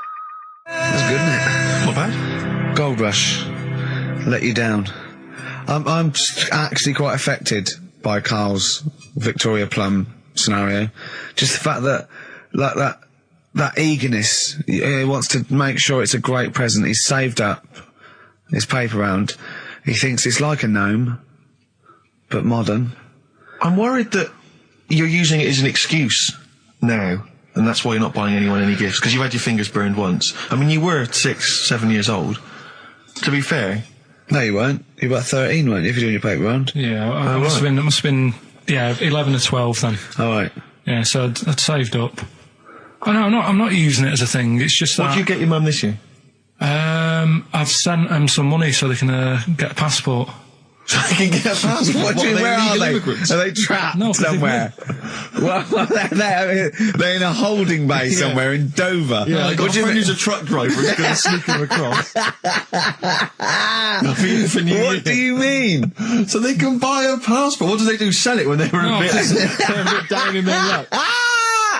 No, they haven't got that much money, right? They've never been abroad, and the mate said they might take them next year, and they said, oh, we haven't got a passport, so You've got to buy a passport, have you? Isn't that your God-given right as an Englishman? No, you've got to pay for them. They're 30 quid each, so you better add to, otherwise they're conning me. Right. So you sent them 60 quid? You don't get born with a passport, of course you sent them 60 quid in an envelope, have you? Well, check. Right. I love that. He'll be watching telly and France will come on and he'll go, oh, what do you think of that? She goes, it looks bloody awful. Yeah, don't open it. No. Don't open it. Yeah. Don't open it. So you've not paid for a holiday for them? No, I've just sorted out well, it's the better prize, isn't it? Because they can't go anywhere without it. Well, the passport keeps on giving. Yeah. So 10 years. That is, yeah. So, but no, I never used to, I can't think of other things. I used to get me dad once I started getting him stuff, it used to be a dressing gown, and then, but as an extra surprise, I used to put like a cigar in the pocket, so he'd think that was it. Yeah. Then he'd put it on and put his hand in the pocket. Right, and then he'd just hit you because he thought you'd nicked it. Oh, dear. So you bought him a jacket with a cigar? That's quite thoughtful. Did you sneak a cigar once on Christmas? Yeah. Well, that's when they used to have, like, the big do's, like I say. You know, they were known for it. Like, the whole estate used to know that, you know, we were having a party. Yeah. So they'd all come round. So they'd all come round and just have food and drink and that. I cannot imagine how unpleasant that must have been. Awful. And you locked in your bedroom with a broken train set. Yeah, and looking at Victoria Plum, whatever that was. In the bin. Oh, in the bin, yeah. And hear a mum saying, and he got me this. Isn't this piece shit? Of rubbish. You could hear him just throwing it against the wall and laughing. And all the neighbours laughing. And you'd come down, just be in pieces with loads of spit on it. Just loads of gob on it. Eyes. And all the Polaroids of them just like laughing at him, pointing, stamping on it. All right. Flooding back. But no, I used to get up in the morning and then like they'd still sort of all be there asleep on the floor and on the sofa. Oh, that's awful. Oh, that's terrible. Christmas is surely the one day a year which is a family thing. It's for the kids. They're the ones that was Boxing Day. Well, I know. Oh, that's all right. It's over. Yeah. Back on the bike. All right. Who's going to pay for this? What, me? Yes, Karl. You're doing 2 rounds today. Yeah, what's your paper round supporting the entire family? No, so I used to get up and like go downstairs and they'd be asleep, so I'd be mooching about trying to find like another present that's still working. I love the idea that these people from the estate had, like, squashed his presents. So I found a cigar that had been sort of lit up and then put out, so I thought, I'll have a go at that. Yeah. I went outside and had a go, and that's the last time I smoked. Right. I tried it, I thought, I don't like that. I love the fact that he does everything once. Yeah. In his life, it's a line of, I've done everything once, I don't need to do it again. Teenage Fan Club from the XFM Christmas album, and that's Christmas Eve. Their guitar sounds are just brilliant. They're just always so nice. Alright, Karl, would you like that? Would you like Teenage Fan Club? Yeah, they're good. Karl, I feel like you've never kind of enjoyed the wonder of Christmas. I can't ever get the sense, maybe except when you were very, very young, that kind of bright-eyed, thinking of Santa, kind of landing on the roof and coming down the chimney and drinking the sherry or whatever. So I like the idea of it, right? Sure. The sort of, I used to get a couple of annuals every year, So did I, yeah. And I was allowed to open one on Christmas Eve. Oh, that's brilliant. So they could throw it on the fire. I think a quick skim through, do the word search right. Yeah. I think that's a light of a cigar off the cooker. Oh. Well, anyway, listen, a good friend of ours, Ross Noble, the comedian, brilliant, he gave me this picture, Karl, which he's got from a magazine. He loves you. And I have to say, I think this... I just looked at it then. Obviously, it's not going to mean much to the listener. Oh, this is self-indulgent. It is currently available. I think it's in the current edition of Bizarre magazine, so you might want to buy that. It's not horrible, though, is it? There's a certain grotesqueness about it. Oh, it's a deformed person, isn't it? Well, to a degree, but I think what it's going to do for Karl is give him, I think for you and I, Rick, we're going to see his face light up, brighten up, like opening a wonderful Christmas gift. Oh, you know what? I think I've seen this. Is this the one with the kid with the big head? I'll be honest with you, Karl, it is. Have you seen it already? Yeah. Let me just show it to you again so you can kind of I haven't seen it. It's like... Yeah. We shouldn't be laughing at that. No, but that is like the kid who I went to school with. That is the same. That can't be the same. So do you recognise him? Seriously, that is the same thing he had. I have to say, it does look like it's been computer generated. It's so odd. Yeah. But look at the child's face. I know. Look at his reaction. Don't take another photo of me. I'm not sure this is right. Well, the thing is, right, you were just saying about what are you, about Christmas. That's the funny thing, right? Because in our house, there's no one who's religious, right? No. My dad got annoyed when I went to church that day. He was like, what are you doing that for? Of course. I went to see a gig in Liverpool.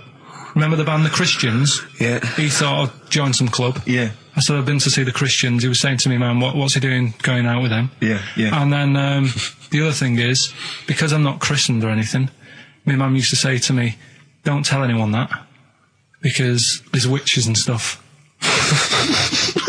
I want to go back and see his upbringing. I just want to go back and see him at 7. One day in the life of Karl, age 7. Just to have 3 ghosts visiting tonight.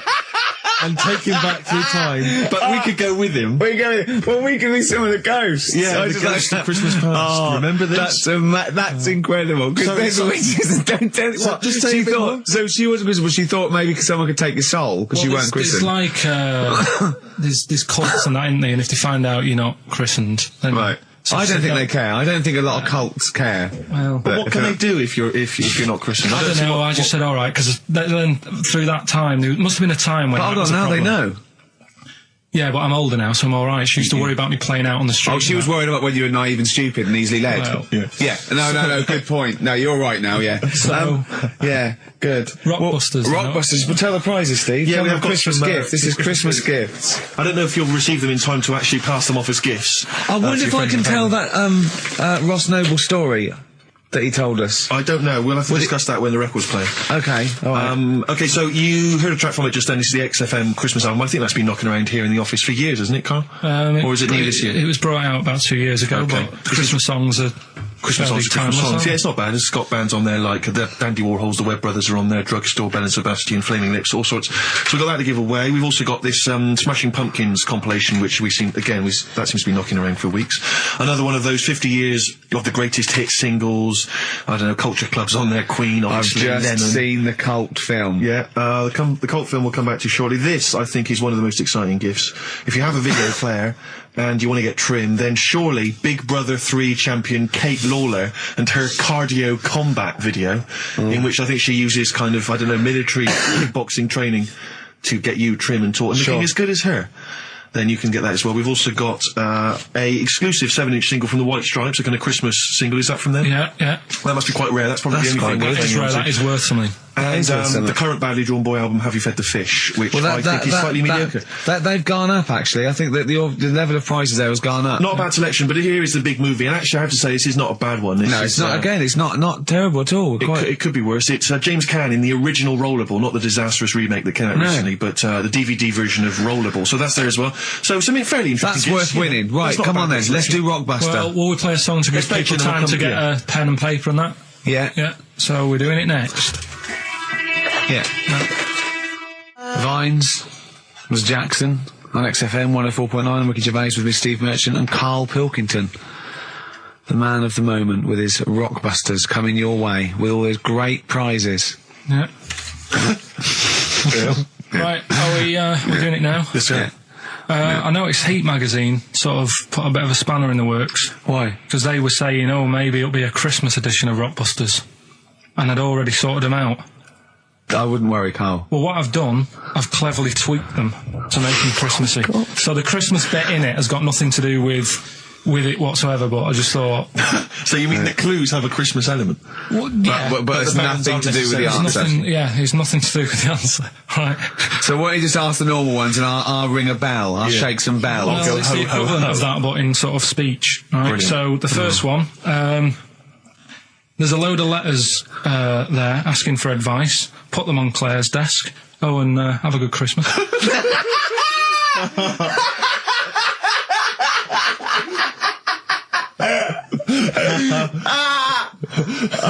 Give it to us again. Oh, God. Right, so there's a load of letters asking for advice. Put them on Claire's desk. Oh, and have a good Christmas.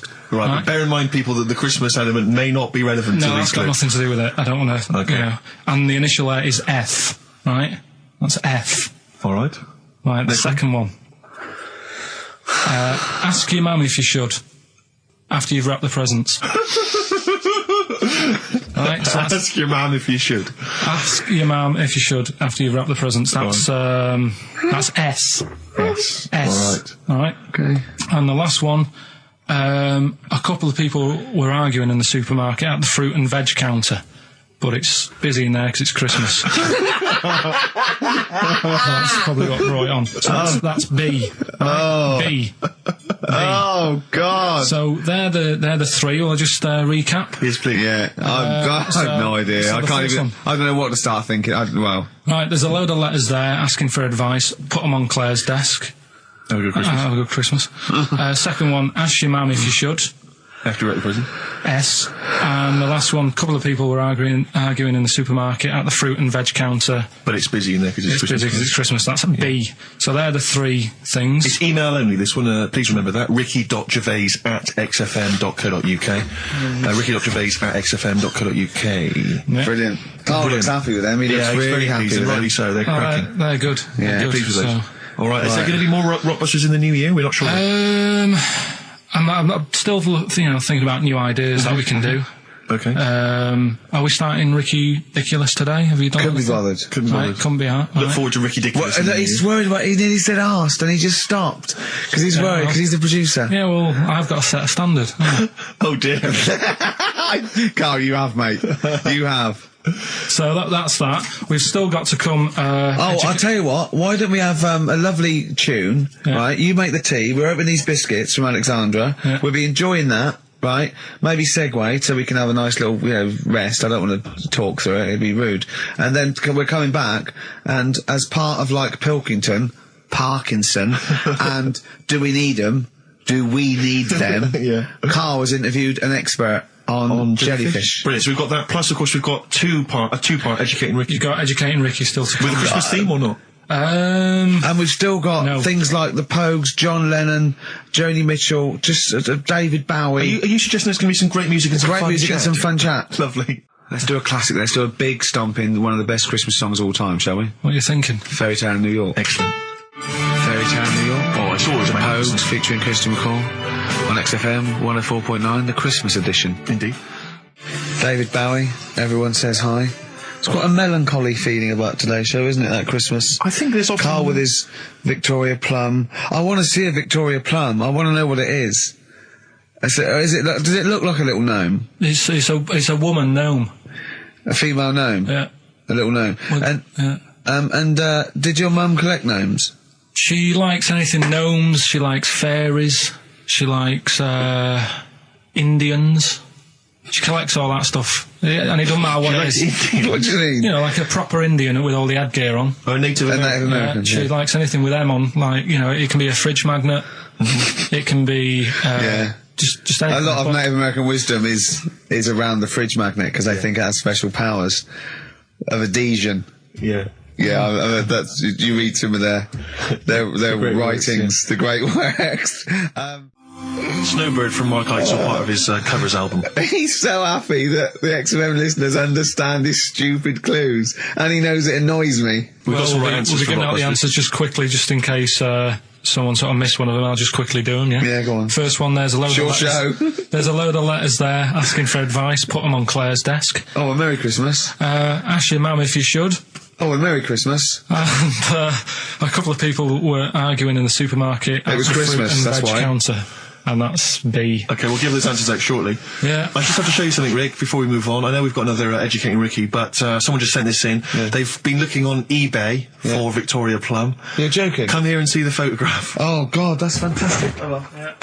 Have a look. That's it. Oh, God, he got that for his mum. It's the worst piece of tat I've ever seen. Carl! Carl. Imagine how... Oh, gutted. Carl. Imagine how... Look, think of him now, right? There it is. That's the worst thing I've ever seen. I'll tell you, it looks like a Diddy man gone wrong. It looks like a Diddy man prostitute. That is... Is that the one, Carl? Well, it was a different colour. I had a yellow at mine. No, but look, how do they get... Tell them they go into eBay. So you need to log on to ebay.co.uk. I'm sure you've used it before. It's the online marketplace, ebay.co.uk. And if you type in Victoria Plum, I'm assuming that you can track this down. That's amazing. It's the worst piece of rubbish just I've ever think seen. how cute he was as a kid, though, doing that. Just think of him, just going... just seeing that and thinking, oh, she likes gnomes! It's the worst thing I've ever seen! I mean, to be fair, I don't know what her prize collection of gnomes looks like, but I can't imagine they're much better than that. I mean, gnomes are a fairly grotesque thing. But certainly your mum's taste and discretion is... Did you have those houses on your estate? You'd go in there and it was just loads of those dolls still in their packaging all around the room. And sort of like one of those homes that keeps the sort of packaging on the three-piece suite. Why don't you buy another one for her for Christmas? Yeah. It's $3.99 it looks, but that's £2.49 because that was $399. Well. Oh, buy it, Karl. No, because I've sorted out her passport this year anyway. I'll get her that next year. Right, so listen, right? Okay. John Lennon. Happy Christmas, war's over and all that. Indeed. Yeah. Brilliant tune.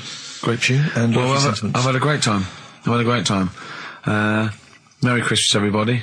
I hope we haven't offended you by some of Karl's rantings. Just think of what he's gone through in his life. That Victoria Plum incident. Karl, I've got a little gift for you here before we go. Oh, you're joking. I haven't got you anything. Well, no, you haven't got your girlfriend anything. I wasn't expecting much. It's not exciting, but it's worth taking. In fact, why don't you just re-gift that straight away? It's alright, cheers for that. He hasn't even looked at it. Champagne. That's not the champagne we got free from the BBC, is it? It's not actually, no, Rick, because that is far too good for the likes of Karl. Oh, right. And I wasn't going to give it to me. You wouldn't appreciate it. That's just sparkling wine. Oh, brilliant. Oh, I love that. Yeah, he doesn't know the difference. I'm seeing Karl on Christmas Day, because he's around Christmas Day in London, so I'll get a little gift then, Karl. Alright. That'd be good, wouldn't it? It'd be a nice little... Okay, answers. We must give the answers. You would have to go to bed at 6, though, so we can play. Can we finish there now? Yeah. What do you mean? What do you mean? Can we finish there now? Just play the ads and go. What? No, what are you talking about? We're going to play Joey River all day. Play that then. Goodness me, Karl, look at you. We haven't got time. Merry Christmas, Karl. Merry Christmas, Karl. Enjoy the show. Let's give him a little kiss. A little kiss. Oh, no, with tongues. It's Christmas. No, don't. Stop messing about. Get out! Can I just ask Karl how he got on over Christmas?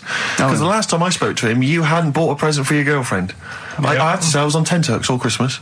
Well, you changed it. After that show, I felt bad, even though I shouldn't have done, because Because you hadn't bought your girlfriend a Christmas present? I said to you, I booked a table at a hotel in Covent Garden, had Christmas dinner there, which was nice, right? It's good food and everything. Didn't feel like enough to me. Well, then I went out and treated some stuff, and then... No. A couple of days before Christmas, he went... I took Suzanne to that hotel we're going to go to for Christmas dinner. We had tea and cakes. And I went, oh, you treated her? He went, no, she paid for it, but I was just showing her what it was going to be like. That was her extra treat. She paid for it. I love that. Brilliant. Yeah. Well, it was it was like 150 quid for a meal for two, which is pretty dear. So I'm not going to buy her cakes as well. I love that! All right, love, have anything you want. You pay for your own pudding. I'm not mental. Yeah. So you treated her to some other stuff? Yeah, some bits and bobs. What, so she chose them and you paid for them? What, the presents? Yeah. No, you chose them and she paid for them, but, you know, it's the thought that counts. I got them on the way home that Saturday. Well done. And what did you buy? Well, just some bits. It might be personal, Steve. Well, I don't care. Just some bits. Yeah, but bits and pieces. Leave out the personal bits. What bits? Just little things. And then yesterday, right? A monkey wrench and a new washer for the shower. Yeah. Some recordable CDs that you need for your job. Oh, dear. Now, when you gave those presents to her, did her face light up? Right. I don't want to tell you what they were, right? But she wasn't that impressed. You're going to tell us what they were now, tell us what they are. You even know what they are. She told you on Christmas Day. Hold on, wait a minute. But it doesn't matter what they are. It does matter what they are. It doesn't. It does, Karl. It's you, mate. Of course it doesn't matter. Oh, God! Have you just remembered? Yeah! Right, but there's no need. I've got to tell him, Karl. I really want your permission, because I don't want to be I know it's not, but we know it's not that embarrassing. It's really quite sweet. Yeah, but in a way, right, the way I look at it is, right, Christmas, even when I was a little kid, right, is not... Please let me tell him, Karl. Well, let me just tell you first, though. Let me tell you why I didn't go all out on the old present front. All right. Justify yourself. Right. First of all, I've covered it up since then anyway, right, with that present, because I bought her some shoes yesterday, and she did say, I'll give you the money for them, but when I get home, I said, it's all right. I said, you can have them, right? So not only did I buy her some food on Christmas Day, I got her shoes. She's probably had a And they feel like a horse. Yeah. It's not like, yeah, there you go, there's your shoes, there's your food, right. Bed down, see you later. Yeah, but what I'm saying is she's done... fed and clothed. Yeah, did you comb her hair? She's done well this year, right? So... The thing is, done well this year. It's like you're a single parent living on a council estate with a smack problem, and you still managed to buy them some Lego. When I was a kid, it wasn't about what you got. I remember one year when I was about 8. Right? This is going to make me cry, isn't it? This? No, it's not. I'm just saying the way it is. Right? I woke up at about 4 in the morning. And I was like, oh, what forgot? And I couldn't sleep. I was that on edge. It's the excitement of Christmas, isn't it? It's like, oh, what's wrapped up? I need to know. Sure. Yeah. And it's the fact that people are saying, no, you won't know until tomorrow. Yes, sure. That annoys you and winds you up. Okay. So I got up at 4 in the morning, opened my presents, and then went, right, I know now, went back to bed, had a great sleep. Yes. Right? So it's nothing to do with the excitement of what you get. It's the excitement of not knowing what you've got. And then what happened when you got up to go down with the presents? What you're saying to me is that you could wrap up a brick because the thrill of Christmas is in hoping and being excited about what it is, not the actual gift itself. Yeah. Is that what you did? Did you get a brick? No, let me tell you now what he got. He got her a present, right? And she said, she came, I said, yeah, he got me. It was an industrial-sized packet of condoms. It was a joke gift. No, it wasn't a joke. Gift. It wasn't even a joke. I went home that Saturday after here, past Boots, thought, might have something in here. They were on, like, some value. Right, you passed the makeup. Were they used?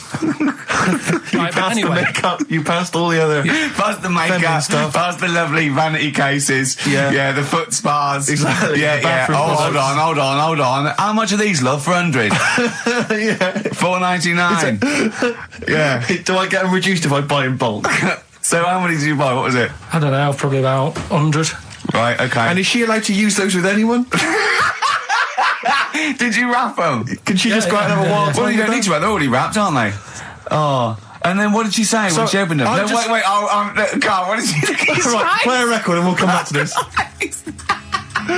You're worse than my father, that's genius.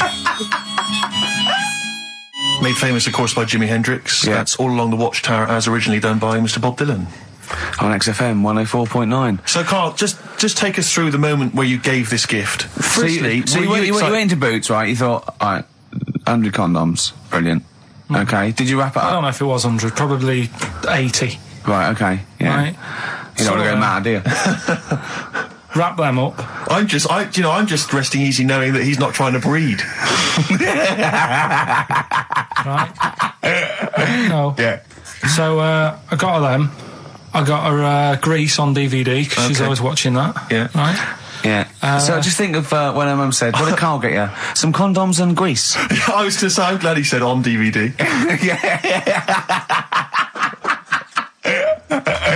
And, she was surprised anyway, right? Because I bet she was. No, when she got she was thinking like jewellery. No, so right? that showed her.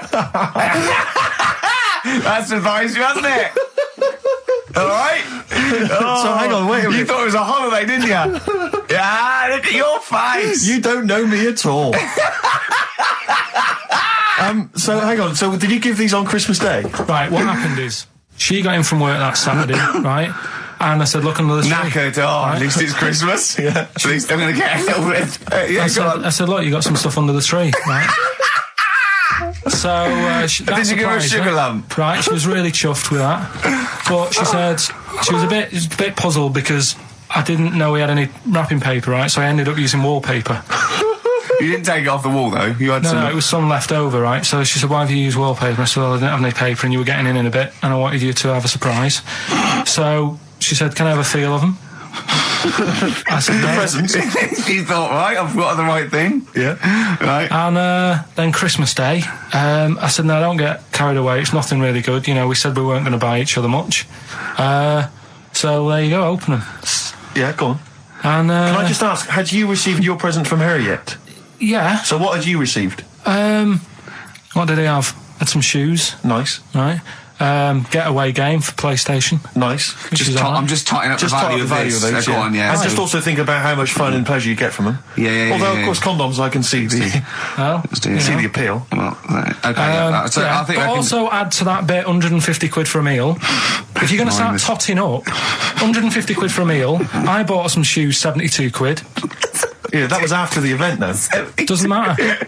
All right, so you received these, dare I say it, thoughtful and nice gifts. You handed over the box of condoms. They were wrapped up. She unwrapped them. Yeah. Go on, take us through it. Walk us through it. Well, it's not something you play with on Christmas morning. Oh God! Oh, but when she opened what them, did she say? What did she say? Well, I wrapped them twice as well, so she thought it was something really good. Extra protection, right? And so she thought it was something really good. And then the disappointment would be doubled. Yeah, go on, yeah. And then she just opened it and went, "Oh yeah, so what's on the telly?" And that was that. Ungrateful. What an ungrateful woman that is. Well, fancy not wanting. I told her a box of economy condoms from Boots. I said to her about the thing about, it's all about the surprise and that, innit? Yeah. You explained that to her? Yeah. What, after she'd unwrapped it? Yeah. Thoughtful. And she was all right about it. Yeah. She understood. Rick, I suggested to him that he buy his girlfriend a gift. I'm worried I've done more damage to the relationship by suggesting that than if he had just forgotten. Next time you've got to go shopping for yourself, Steve. I think I might do. You've better go shopping for yourself. I'm glad it's all over, though. It's mental. Yeah. It annoys me. The whole thing annoys me. And she knows that as well. Yeah. She should know. What, she still insists on having Christmas once a year? Well. Wow. I'm No, but anyway, what did you get? I can't think what you bring to the relationship, Karl. I don't know what it is she's getting from you in this relationship. It's like she's doing all the work. 80 times. Yeah. Oh God, Karl! I love it. You're brilliant. I know what she's getting. He's the. What? No, he's not thoughtful. No, but he's thoughtful. He's the best he can do with the brain he's got. Do you know what I mean? Right. He's doing his best. He's absolutely doing his best. There's no. He's working at the limits of his powers. Do you know what I mean? Though he's done as well as he can with what he was given. Sure. Yeah, and that's admirable. Yeah, it's like I think he's done better than you'd expect. I bet his teachers didn't even think he'd get this far. Do you know what I mean? What, find a girl? No, well, yeah, a job, a girl. Yeah. Do you know what I mean? Clothing himself. He's done really well. What do you think, Karl? You think you've done well? I think I've done all right compared to some of my mates. What are they doing now? Probably not that much. Do you know what I mean? Mrs. Matthews said I wouldn't be an high flyer. I think I'm doing all right. Yeah. Do you know what I mean? I have a holiday every year. Got somewhere to live and that. Yeah. Got a new flat, haven't you? Yeah, so... So where are they then, the condoms? Did she show them to her family and friends? No. Take them into work? Look what Karl's got. I'm surprised she told Ricky, actually. I was a bit disappointed in that. Yeah. Because I didn't go shouting around. Well, she was so excited, Karl, clearly. She was just so pleased and proud. All right, play a record, we come back to it. No, that's it now. Streets, don't mug yourself, XFM 104.9, Ricky Gervais, Steve Merchant, Karl Pilkington, a regular Santa Claus. I'll leave it. Oh, dear. Right, listen, right, yeah, New Year and all that. He's great, isn't he? Rockbusters is underway. We're getting some good stuff coming in. I have to say, I'm amazed. Every answer I've had so far has been correct. I listened to the clues. I've got no idea. And I know you, Karl. I've spent time with you. Have you seen the XFM listeners? Well, of course they're the same as Karl. Sure. Of course they've got the same mindset. Yeah. Oh. Right. So what did you do for New Year, instantly? Well, I cocked it up a bit. Right. You're joking. On, You're joking. You're joking, mate. Go on. I went and booked a table. You got the wrong day. No, right. Booked a table at a restaurant that was shut. Right? What? I booked a table at a restaurant, and the one that I called, it wasn't the one. The call had been diverted. So Suzanne said, call them up and see what they're serving, right? Because I forgot to do that when I booked the table, right? That's right, anyway. So, because the thing is, right, it's a restaurant in Covent Garden, but they've got one in Victoria. But when they answered and they said, no, Victoria, I thought that was the person who was answering the phone.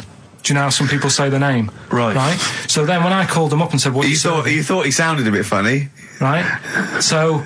I'm confused, Karl, but probably not more. No more than you would have been on the... it was a branch of a... he doesn't want to give the restaurant away, so he phoned it up. There's one in Covent Garden. They answered the phone. So the restaurant's not called No. No, they said, no, Victoria. Why can't we name the restaurant? I don't know why. It's not libelous. Are we scared that, are you scared people are going to sort of see you in there because it's your regular haunt?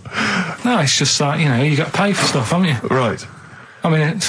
Okay, anyway, so you've got... I mentioned it before New Year, but it's not... So did you go all the way to the restaurant to find out that it was closed? No. What happened is I called... Was that the name of the restaurant again? Right, the restaurant's called Christopher's. They've got one in Covent Garden, they've got one in Victoria. He phoned up, he went to book, it's a lovely restaurant, I've been there often, I recommend it to him. He phones up, said, can I have a table for he said, no problem, sir. Right? And then, Suzanne said, oh, you better call up, see if they've got any haddock on the, menu. And he went, hello, and they went, hello, Christopher's. Victoria went, Victoria? They went, yeah, he went, oh, no. That's it, innit? So then I just said, no, forget it. I'm not going all the way over there. Right. So I cancelled it, right? So then I called up Suzanne and said, look, I've made an error. The place we were going to is shut. Was she surprised again, or? So we're not going. So she said, oh, try some other places. And I did. They were all booked up, right? I was fed up anyway. I hate New Year. It's always like this, isn't it? So I said, look. You know the common factor in all these stories? You hate Christmas, you hate birthdays, you hate New Year. It is you. Right? Yeah. So... I said, I'll sort something out. Yeah. So I went to Tesco. Leave it with me. Went to Tesco's, boots were shut. Got a lovely plate of condoms. Did you just stay in and play with her Christmas gift? Blowing them up. I've done some balloons. Well, it was. I think we did stay in. And I watched that thing that, 100 Greatest Moments, which was annoying me. Did you see, there was a nudist on it? You know how I feel about them? Yeah. Right? Did you see him? Man with two knobs. There was a man with two knobs on it, and a nudist who just wanders about the house. But it said, and when he visits people, I was thinking, who lets him visit? I go, exactly, yeah. But you must go there with trousers on and go, hello, lovely to see you. Can I just pop all these off? Or not really, no. And I tell you what annoyed me the most, they had a white sofa. If you were a nudist, you'd get a darker one. Right? So anyway, right, so we ended up watching that. That annoyed me. And then I was tired by about 11, and I said, oh, let's go to bed. And she said, you can't. And that annoys me, the fact that because it's New Year, you got to stay up. And it's like, well, why? Can't we just... They should bring it forward, so in case you want... To quarter to 10. Well, you stay up, and it's like my eyes were dead heavy, and I was like, oh, I want to go to sleep. So just stay up, and then it's midnight, and you go Happy New Year, then you go to bed. Yeah. Well, not everyone, Carl. Some people have a little party. So it's over with anyway. Yeah. Sorry, are you 86 years old? It just gets on my nerves. Do you ever enjoy it? You never seem to have any fun, Carl. This is what disappoints, this is what worries me. I feel like you're going to die. You're here, you're here, Karl, with us two. We've got three, as I was just saying to Steve, three of the greatest comedy minds ever in one room, and Steve pointed out since the goodies. True. Do you know what I mean? Well, I mean, it should be party central. Yeah. So anyway, right, so this is when I spent time thinking of new ideas. Right. We've got Rockbusters, that's rolling. There's people coming in, they're getting them right. I don't understand it myself. As ever, Rick, you'll be amazed and confounded. So I don't know the answer, and I haven't looked at the answers. I just like that moment. It's like when you go down Christmas and you're excited about a present, and it's like some condoms. You know what I mean? Well, I love that. that moment. Yeah. I don't know how he's going to top that next year. I don't know how he's going to top that. All I can think of is some corn plasters. Right. It's all right, love. The batteries are included. Got you a pumice stone. Right, now, and then we went on to a whole thing about homeless. He wants to do a game show with celebrities being homeless for a week. What do you think? Actually, I've got to say, that's not bad at all. It's not bad, is it? No. Right, do you know how, like, Lenny Henry went to the jungle? Yeah. Right? And you've got who else did it? John Lovely made slippers out of a bra. Right? So I'm thinking, like, get a celebrity and say to him, no, just because, I'll tell you why, right? I'll tell you why all this came about. When I was walking back from that Christmas meal that I bought my girlfriend for 150 quid. Right? Lest we forget. Right? I was walking down Mortimer Street and there was an homeless fella there, and it was like, oh, you know, it's really, really bad. But the weird thing is, it was about, I don't know, probably about 8 o'clock. Yeah. No, about 9. Right. And he was asleep. And I just thought, do homeless people ever think, you know, I think I'll have an early one tonight? Right? That's what got me thinking. It's a bit weird, the whole lifestyle of it, the fact that he had an early night. So the fact, what if it's a bit weird that he's sleeping not in a home, but on the street? No, it's just that if I was homeless, I'd probably stay up quite late, because it's not nice. Do you know what I mean? What are you talking about? Just being homeless isn't a good thing, is it? No. People forget how bad it is. Yeah. Right? But surely sleeping gets you out of reality. They sleep because they're tired. They can't sleep very well, so they need all the sleep they can get. Yeah, but sleeping's nice if you've got a nice big bed. What, you think that they can go, I'll stay up, I'll go to bed at 2, I'll go straight to sleep, and I'll pop up at 8 when the alarm clock goes off? Well, it's just what I was thinking, right? So I was thinking how bad it is, and it's, you know, especially this time of the year, you know. Yeah, it's terrible. It's really the worst thing. And to sort of give it some publicity and get a bit of help behind it, get celebrities, someone like Phil Mitchell, maybe, off EastEnders, who's a big fella, he can look after himself, put him in a shop doorway, have some cameras set far away in a building or something, they can film him, and it's up to him how he raises money for food to eat. He could sign autographs. Well, they wouldn't know him though, would they? Because you never look at a homeless person. You get, what's her name? Gail Porter. Yeah. Gabby Roslin. Right, yeah. Narinda from Big Brother. Yeah. Who else would do it? I got a game show idea. Les Dennis, I reckon. I got a game show idea called On the Game.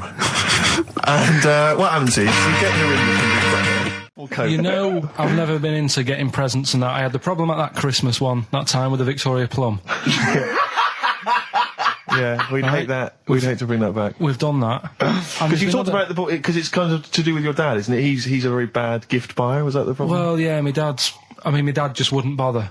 It was my mum who sort of made an effort, and she sort of worked out half of what I wanted, then she left it to me dad to get it off someone, see if he could get one cheap or whatever. I love the fact that usually people talk about, like, drinking heavily or violent abuse, right? Yeah. But here's what he's been left with and scarred with from parents is bad gift buying. Yeah, and that's the Victoria Plum incident. In the greater scheme of things in the world, that's not a bad thing to have, is it? Right, there was this, this is what it's like about getting presents and stuff, right? With my mum and dad. Go on.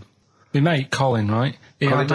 No, Colin Bailey, right? Yeah. He had a little Sinclair Spectrum, right? Computer, which was like the thing to have at that time, right? Yeah. You used to always go round to his house. The deal was... Not the one you had to play through the window because you weren't allowed to. No, that's another lad, right? Yeah. This is a different lad. And the deal was, he came to our house, and my mum gave him a pie. And then I'd go round to his, and I'd stay there for a few hours playing, you know, Hungry Horace and stuff like that on it. Sure. Right? Now, my my mum and dad knew that I really wanted one of these computers, right? So I waited about a year. Came round to Christmas Day. I thought, I reckon might have one. Turned out they bought me the wrong one. They bought me a ZX81 instead of a Spectrum, right? And Christmas Day, I'm there trying to load the games up. It's not working. I'm thinking, what's wrong, right? And the thing with me, when I was a kid, I used to get quite sort of agitated. This is the moment, right? I found out that it needed a RAM pack to make it work, right? Looking in the thing and it's saying, and make sure you put your RAM pack in the back. And I was like, oh, where's the RAM pack? And my dad's going, I don't know, I've got you the main bit. That's it. So, I was that wound up, I just was sick, right? Just sick. I didn't feel sick or anything, I just was like, oh God. Went to the sink, just sick. Because I was that on edge about it. I said, come on, we've got to get one. And my dad's like, Tandy's shut. We're not gonna get anything today. Ruined again, Christmas Day. That was after the year when my train set got blown up by our kid. The following year, no RAM pack. And now you ask me, why don't I get good presents? He's scarred. He just I'm gonna die. Honestly, I'm gonna die. He's just screaming sick. Yeah. There's no RAM pack. What? Did you get to the bottom of it? Why wasn't there a RAM pack? You have to buy them separate. Oh, okay. What do you mean I can't play Frogger? Oh no. So, wasn't there another incident when you spontaneously threw up? Through sheer anxiety? I do get it. It's not so much now because I've relaxed a bit, but as a kid I used to be quite on edge all the time with certain things. Do you think that's what happened to your cat that kept being sick? That it didn't get the food it wanted and it just threw up? Do you remember that? Yeah. God, so they shaved it. Yeah, but again, you see, the cat thing, I mean, it's mad. I was thinking about it the other day, right? I used to think I had quite a normal upbringing. You didn't. Right? And someone was talking about Your mother once told you not to go to school because it was windy, Karl. It was not a normal upbringing. The cat was being sick, so she shaved it, so it was easier to clean. Right, well, my mum and dad went on holiday, right? And I stayed at the Rosses down the road. Oh, yeah. Only a kid, must have been about 5 or something, right? And I was always running around in the house. I had a lot of energy as a kid. What the Rosses did, they had this cat that was dead violent, the most violent sort of angry cat I have ever witnessed. A tiger? It was honestly, Steve, if it was bigger it would have been, because it was just always having a go at you. Yeah. If you went to pat it on the head, it went to bite you and stuff. And what they used to do with it, to stop me running around, I'd sort of be running around and then I'd get a bit tired and they'd say, have a lie down on the settee. So I'd lie down on the settee and I'd nod off. And what they used to do, I'd wake up and I'd put the cat on my belly. Right? So I'd be scared to move because it's like it's going to get me. But it would keep you there. It kept me there, and it used to sort of slaver on me, and they'd sort of, go out or whatever, and I'd be lying there. That's not normal, is it? Karl, sorry, were you created by the Brothers Grimm for one of their fairy tales? What kind of a life is that? A cat paperweight to keep Karl in place. He keeps blowing around. It's windy. We'll have to weigh him down. Be careful. Your mum probably told him that it's a windy day. You've got to get something heavy on him. Otherwise he just gets blown into the road. God. Bless him. Roll Over DJ by Jet on XFM 104.9. I'm Ricky Gervais, with me Steve Merchant and Karl Pilkington. All right, Karl? Yeah. Bit miserable today, Karl. Let me explain why. Go on. Steve, and to you, the listeners. Well, we came in to a big bunch of stuff. Dropped off, was it Becky from Marks and Spencer? Just like lovely stuff. Food, presents for the cat, books, just, to Ricky and Steve. Ricky and Steve who do the show, right? Ricky Gervais and Steve Merchant. GQ presenters of the year. Creators of The Office, right? Award winning. Karl's looking over, I go, well, maybe, it's not for you, no. And then he told me why he's grumpy anyway. Go on. Do you know what XFM are giving everyone? How long have you been here? About 6 years. What are you getting for Christmas from XFM? 2 CDs. Is that of your choice, or do they choose them? There's a list of about 30. Right. Tell them what you chose. 30 CDs. I've gone for Kings of Leon album. Yeah. And the best of Bob Marley. Haven't we given them away in the past or something? Or you could have burnt them off, couldn't you? You could have done copies. Illegal, but you could have done that anytime you wanted. I don't think Bob Marley minds if you bootleg his CDs. It's out of order, though, isn't it? It is bad. Although is that always the case? Has it always been the truth of all the time you've been here? No, it has been better than this. Yeah, although you do get paid quite well and you do have an easier time. Yeah, but don't give me the CDs then. If it was a milkman, you don't go, I have 2 bottles of semi-skimmed. Happy Christmas. Yeah. That is a valid point. Do you know what I mean? Have you complained? Who is it who made this decision? There's no point. No point, is there? Why? Just no point. I don't like moaning anyway, just... Has it come from up top? Is it like from the capital people? Just everyone. That's what everyone gets. Yeah. Yeah, but will Christian get 2 CDs for getting up at 4:30 every day for about 5 years? And keeping this station afloat. Probably. Yeah. So, that's why I'm a bit fed up. What you listen to first, Marley or Leon? Well, they have a bit of Marley. I'll tell you what Marley's good for as well. You're going to have a little beach holiday, aren't you, over Christmas, going to Lanzarote? Listening to that on the beach, you'll realise how wise XFM are in the long run. You go, well, look, they could have given me 400 quid, right? Well, I'd have spent that. But this is, the legend lives on. It's the gift that keeps on giving. So you're probably, you know what I mean? Think how much what you got to think of is how much all his great songs took, not only from the depth of his soul and, all his sort of angst and knowledge and love, and then all the studio time, the marketing, and they're just giving you one like that. They go, don't worry about that, Carl, just have it. And you go, what? All the time we spent with Bob Marley and everything is there. Have it, Carl, have it, Carl. And Practice. Have that. Thanks, well done. Carry on. We're still going to pay you for the work. Yeah. That's just something on top. Here's a little piece of Bob, free. Yeah, so don't moan, it's extra. So, I didn't have to give you it at all. Play a record, you ungrateful little swine. Some people, like the homeless, aren't getting anything this Christmas. This is my favourite Elvis Costello track of all time. It's Alison. This wasn't on the list. Right. Elvis Costello? Alison on XFM 104.9. So, that's it. Maybe, I'll tell you what, a good idea, Carl, just beg, just ask for other things. What do you want? What do you want for Christmas? You must have a big fan base out there willing to make you things. Maybe like a little, I don't know, pair of gloves. A little woolly hat. If you want to send a necklace in for Suzanne, that'd be handy. Oh, yeah. That's what she wants. Is Suzanne listening today? No, she's out. Right, okay, this is the dilemma. Me and Steve, yesterday, were trying to convince Karl that it would be a good idea to buy Suzanne a Christmas present. Okay? Now, why aren't you going to buy her a Christmas present? Explain, Karl, why you don't think you should buy her a Christmas present. No, well, I've told her I'll get her one, but in the new year. We're going away on holiday and that, so there's no point taking stuff away. Yeah. Going to Lanzarote next week. Just get something in the sales after Christmas for this, Yeah. Right. And me and Steve were trying to explain to Karl that she would love it if you bought her something on Christmas Day. Yeah, but she knows now. But knows what? I've told her. So no, well, I'm going to tell you. Do you know, right, this, dear listener, this was Karl's worry. I said, I bet she's got you something. And Karl was worried in case he got her something and she hadn't got him something. Yeah, he'd be livid. He didn't want to be down. He didn't want to be a present down. Yeah. Look at his face. So buy her a nice necklace. Don't spend, just spend 100 quid, just a little token.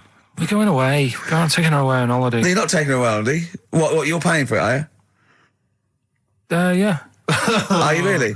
Well, half and half and that. Right. So you're paying for you to go on holiday? That's good of you. So the gift is your company, really?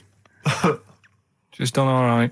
She's done all right. Why do you talk like you're 60 years old? And you've been working down the mines. I don't know, she's done all right. Do you go home to her and say, Suzanne, you're bloody lucky. I mean, you've fallen on your feet. Look who you've got. What? I'm not sure she has done all right. I don't want to be critical, but...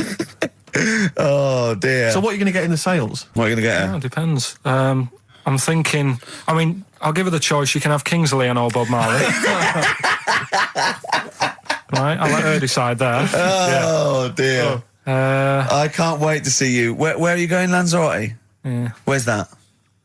Don't know. Suzanne sorted it out. I said, Lanzarote. I said, is that Africa or is it Spain or Portugal? Just thought you don't know. What do you mean, don't know? I goes, well, what's the currency? Went, don't know. I said, Suzanne booked this one, did she? Yeah. I thought, where is it?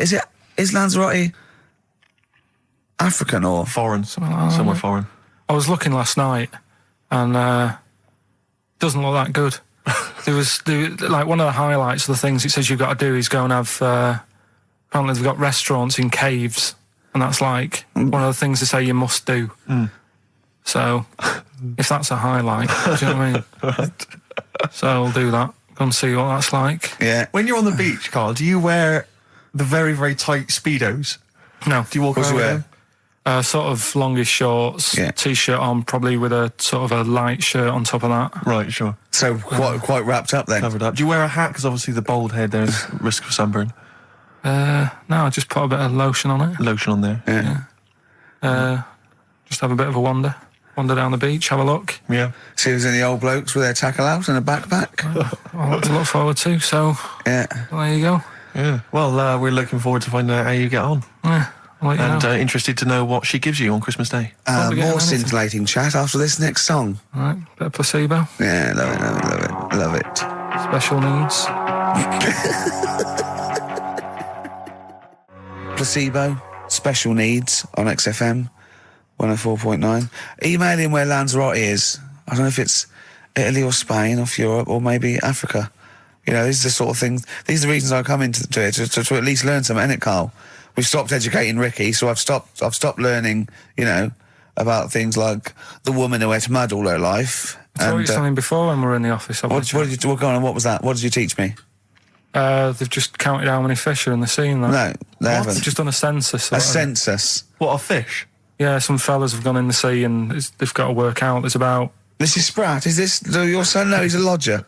Okay, well, let's mark him down. That's 2. Oh, I've lost count. 6 million, 4 and... Oh, darn.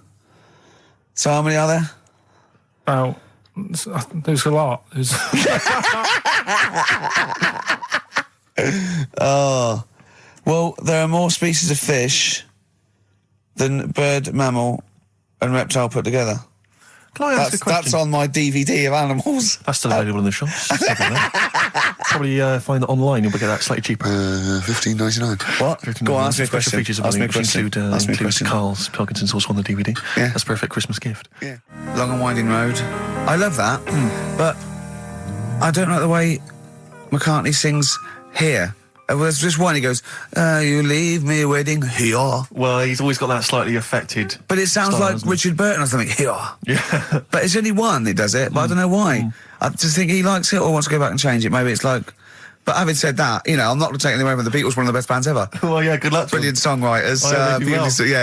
Yeah. We've had a lot of emails, Karl. I don't want to sort of put a dampener on your Christmas, but a lot of people have been slagging off Lanzarote.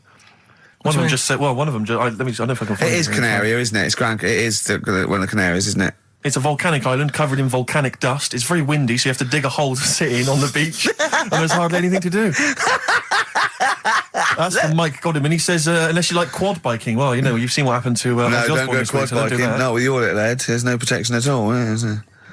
I don't know what you're thinking. I don't know. At least Rick Mann and Ozzy had lots of hair. Yours would be like Humpty Dumpty. It would crack like a little egg. And then we'd seen, there's no kings or king's horses. So, well, they couldn't do the job anyway. No, we shouldn't really send them. They're not really qualified. Horses not equipped to put back a medical man like Neil Fox in. Yes. To mend but not eggs. Some kind of military horse. I bet he's had egg on his face a few times, hasn't he? What, Foxy? Yeah. Most of the series are Pop Idol. Right, Karl. Lanzarote, good or bad? Well, you got to give it a go, haven't you? Yeah, well done. Give everywhere a go. Exactly. That's what I was saying. You know, don't just take the word for it. I mean, if it had said an Ananova, Lanzarote shit, he'd have believed it. Sure. You know, if he'd have overheard it in a pub, Lanzarote a crap, he'd have believed it. He'd have seen it on a website that was mainly concerned with monkeys and witches, he'd have believed it. Yeah. As it is. Everybody raves about New York, and when I went there, I thought it was rubbish. Well, you're an idiot then, because that is possibly the greatest city in the world, along with London. Subjective, though. That's why they have holiday programmes and that, innit? So you see it and you decide for yourself and that. Yeah, but you saw Venice on a holiday programme, as you put it. You went there and you went, it was rubbish, full of black bin liners. Well, it is. Right. Didn't they show them? It stunk. Didn't Judith Chalmers say that? Oh, it stinks here, and there's loads of rubbish everywhere. No, she didn't. Did she mention that? Oh, that's what I mean. So it depends what you want from holiday, doesn't it? Well, yeah. So... You're an idiot if you don't like New York, so next. Anyway, come on, break up, guys. Kiss and make up. Right back, just for Christmas. Brilliant. I've only got 2, really, because... Oh, what? Because I was trying to work one out before, right, in my little room. Yeah. I was looking at different band names, thinking, what can I do? Yeah. Couldn't concentrate, because Ricky was in there, trying to spray deodorant all over the place. Right? Well, you should have done them yesterday. You should have shut me out. Right. So there's just 2. Brilliant. Well, I've kind of got an idea for the third one. fine, I'll have a go. Yeah. Right, so anyway, the first one... Should we play a record and come back to this? We'll do it quickly, we'll do it quickly. No, play a play record. This is then. rubbish. Yeah. Rubbish. Libertines. Useless. Give me the gifts. Let me have a look what prizes you've got. Libertines, Don't Look Back Into the Sun on XFM. Well, the general public are getting involved with Karl's holiday, and, I mean, this has been a damning report on Lanzarote. There's not been a positive word written about Lanzarote so far. Wow. It's volcanic, there's no natural water supply. Apparently there's no natural water supply, it's You all have to sit in a imported. hole. What do you think of this, Karl? What do you think of the people that want you to know that you're going to a rubbish place when you can't change it? What do you think of that? Rubbish though, will it? What do you mean? Be all right. What do you mean it'll be right? Because I'm going to go there thinking, oh, there's no water and that, and there will be water. No, they didn't say there's no water. What did they say then? There's no natural water supply.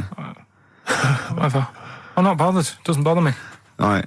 I'm going to have a good time and that. What are you going to do? What's your plan to do? Got a book. What book you got? Rich Hall book. I'm just going to read that. So, Brilliant. And the weather's better than here, isn't it? Yeah. So... Someone emailed just now. They said they're listening online and there's a problem with their computer and everything's sped up. The music's sped up. Our voices, Rick, are sped up. Except Karl's. That's how slow he speaks. So when everything's sped up, he sounds normal. Right, we're doing Rockbusters. Yeah, come on. What rubbish. I wonder why we stopped this game. Well, I think it's probably exhausted him. He needs to go to some kind of volcanic dust island for a holiday. With no water, Yeah, exactly. just to dry out and get some new ideas. Oh, I'd love to see you sitting there on these black ash sands, just sitting there going, I'm thirsty, Suzanne. There's no natural water. I've finished my Rich Hall book. I can't focus. I'm going blind. I need some water. Oh, brilliant. Oh, bless him. Anyway, happy Christmas. We said we weren't getting out, didn't we? No Blue Sky, The Thorns. That's beautiful, isn't it? On XFM 104.9. Karl, you're losing your rag a little bit. What's the matter? Nothing, go on. See? What's the matter? No, what's the matter with I've Karl? got something to cheer him up. Someone's emailed in, Emma's emailed in, she said that for those that know, those in the know, they referred to Lanzarote as Lanzagrotte. Brilliant. He's a bit fed up. He's got 2 CDs for Christmas from a company that's he's been with for 6 years. He's a little bit grumpy about having to answer the phones. He wouldn't go and make Steve another cup of tea immediately. Selfish. Yeah. Karl, what are you thinking? Nothing. Go on, what were you doing? Come on, Karl, you're getting paid for this. Project. Out. We'll take one of those CDs away. All right. Right, okay. Are you in a film this week, Karl? We're doing that now? Yeah, go on. Get it over with. Hang on a minute then. Get it over with. Let's get this show over with. We can go home. You can go off to Lanzarote and sit on some ash. Some charcoal. He's not happy about that. That's annoyed him. The listeners have all ganged up on him. Yeah. XFM giving him 2 CDs. We've had more calls for his resignation this week than ever before. What do you think of that, Karl? What do you mean? There's another reason. Do you know what I mean, though? Because he's grumpy. He's not just giving it. He goes, well, I can't help it, can I? I don't want to... You're being paid well to do a job. People have tuned in to be entertained, to have good songs. Me and Steve are working I'm pressing here. the buttons. I'm paid to press the buttons. That's what I'm doing. Has every CD started on time? Then Yeah. why would they give you Monday off if you just paid to press the buttons? Don't get every other Monday off, do I? So have you stopped doing that now, have you? Well, yeah. Why? Because there's work to do in that. I'm not moaning about it. Let's get on with it. Right, Scrooge, right, is the film that I'm in. Thought I'd do a Christmassy one. Okay. Right? Yeah. So get people in the Christmas mood and that. Yeah, you have. Yeah, you have got people in the Christmas mood. You're like Santa visiting them. So... It's you in the film Scrooge. Yeah. Which Yes. version of Scrooge? The old one. Is it? If it's just you moaning with bells, I'll be annoyed. Right, go That on is then. essentially Scrooge. yeah. Right, Scrooge, listen to this and then there's some question at the end. All right. And you can win some stuff and that. Yeah. All right. Yeah.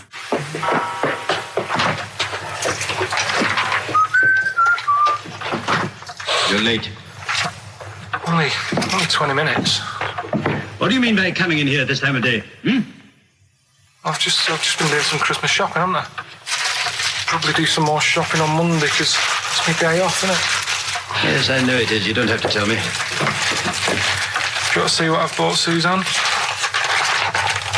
No, thank you. I don't mind showing you. It's only a Christmas present, isn't it? Just bought some more condoms. Why? Well, I bought some last year. Got 2 boxes. They all got used, so... I'm very glad to hear it. How much do I pay you? Why are you asking? The presents I buy has got nothing to do with what I earn. Like I say, if I won the lottery, I wouldn't go mental on her. Do you know what I mean? I probably wouldn't even tell her, because I think she'd want to travel around the world and all that, and I'm not into that, to be honest, so I'll probably keep it quiet. Why? Well, once you've been around the world, where do you go next year? Each to their own, though, innit? You know what I mean? Well, what do you want? What for Christmas? Not that fussed, really. And you, it's just as well I'm not that fussed, because do you know I do some work at XFM?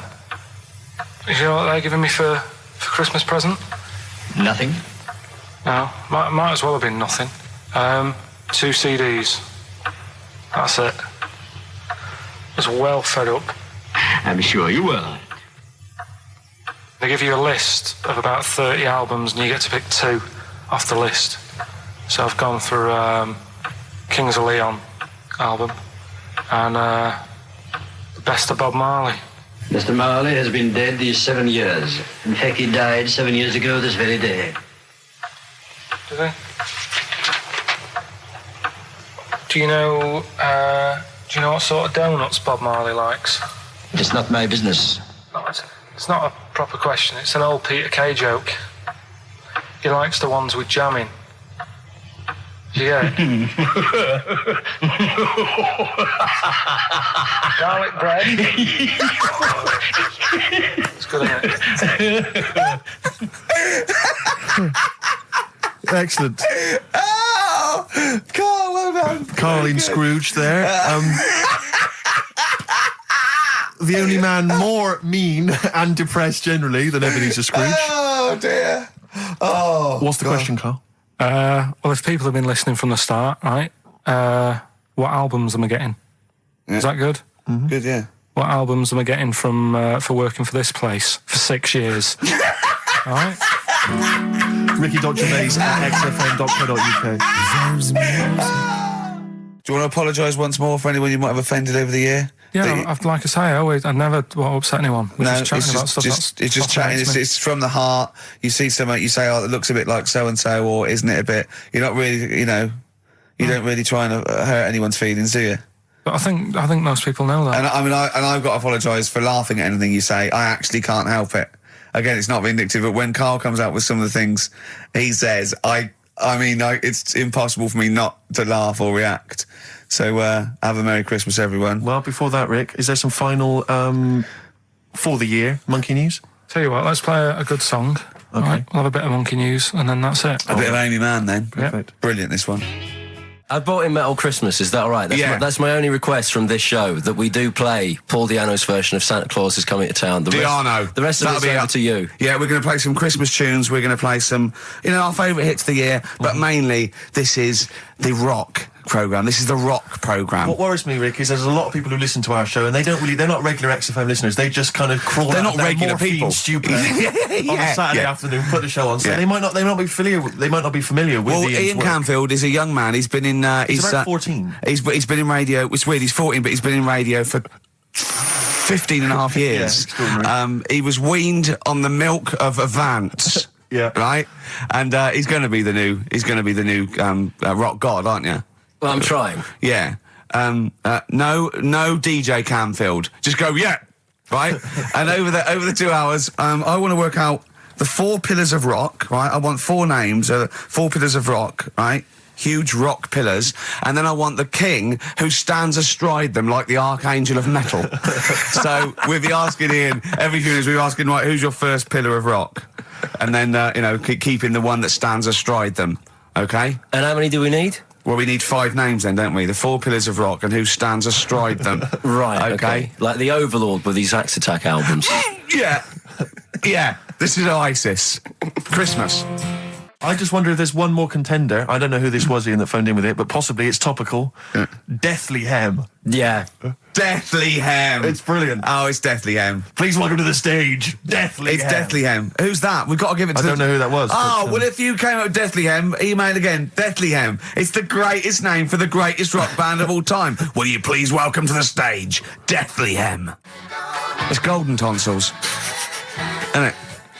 I went to, I was going to go see him once at the Camden Underworld about a year ago, and they had this sign up, right, saying that Graham Bonnet, who sang that song, had cancelled, right, and it said, God willing, he'll be performing tomorrow. And just in case you thought he'd cancelled because maybe no one bought any tickets, the doctor's certificate was beneath the cancellation sign. Brilliant. Well, we've sung that a couple of times drunk, haven't we, Ian? Oh, but, at the top of our voice. We have done it. It is the best ever. Yeah. It is. Ben has won whatever you're giving away. Yeah, Ben came up with Deathly Hem. Yeah, Deathly Hem. Yeah. I mean, if you are in a rock band, you're looking for a name, and you think you deserve that name, then write to us. We want to know that you're really heavy, and Ian Camphor would officially hand over the deeds of the name Bethlehem. Deathly Hem. Deathly Hem, yeah. Deathly Hem. They only play at Christmas. You only play like big venues at Christmas, and it's all things about like fighting, like good versus evil, and God versus the devil. And you got to write songs like that, yeah. Deathly Hem on XFM 104.9. Perhaps that the debut should certainly be a concept album based on the Nativity play. Yeah, Nativity, yeah, that'd be just good. The whole kind of Old Testament in kind of rock form. Yeah, with like, it'd be extraordinary. It's the battle for humanity. Yeah, it's called Humanity Manatee, and it's a fight in the ocean of hell. Yes, sure. Yeah, sure. Yeah, I'd like to see a serpent. Maybe pictured somewhere. There'd be a serpent, isn't it? Track 4. Track 4. Yeah. I think we should give massive props and suitable regards to Ian Camphor. He's come in, he's pressed the buttons. He stood in for an idiot brilliantly. He has stood in for the retarded. It's a shame that you've not displayed some of the usual incompetence that we've come to love and expect from Karl. It's a shame. Okay, you are the greatest DJ in the world, though. The way you sort of like drop press these buttons. But you know. Every time I've pressed a button off air, Ricky's been going, "Oh, what great DJ!" It's great because he ends it. It's just brilliant. I mean, we're lucky if we can talk with the mic on. That's the title, not talk over a record. We did some great links during the ads.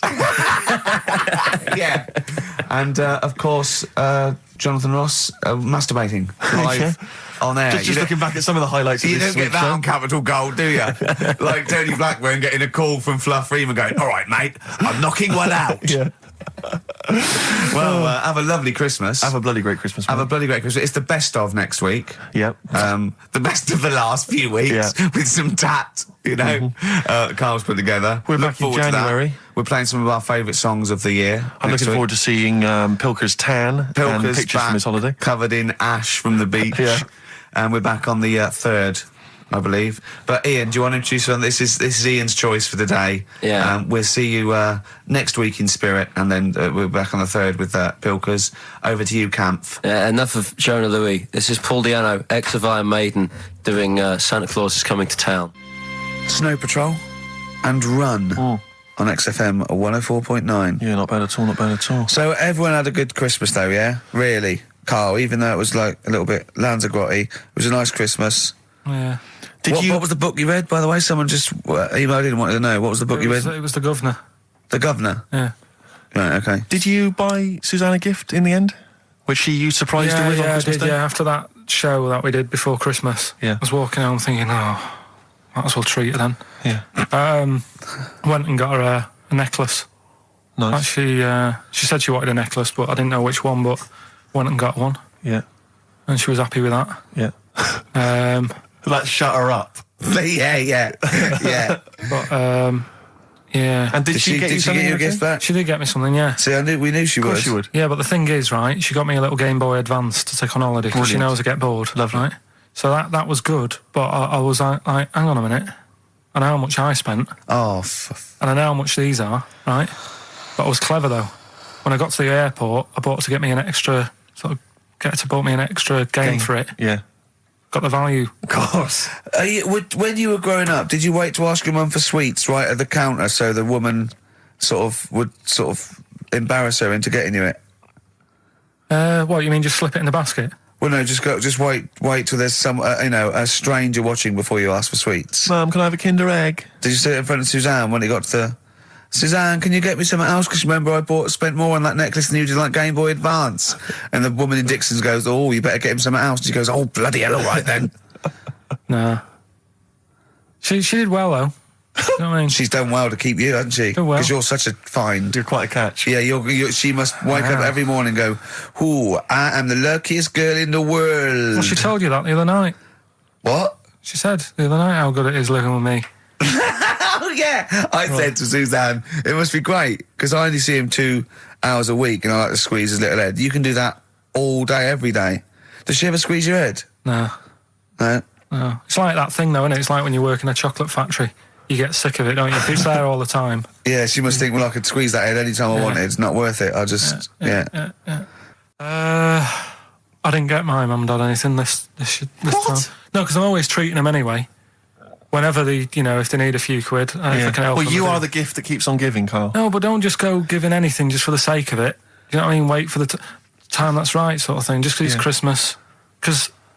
yeah, I mean, there's no better time, is there, really? No, I just was going to say my mum and dad didn't get me anything, but they did.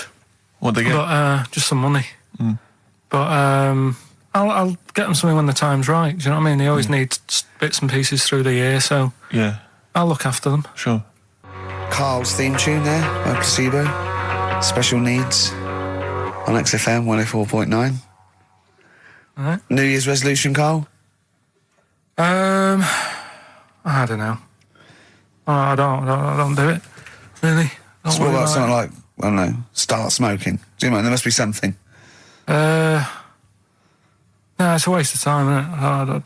Don't bother with that. Right. You see? Yeah. Me, no, I've never really made any New Year's resolutions.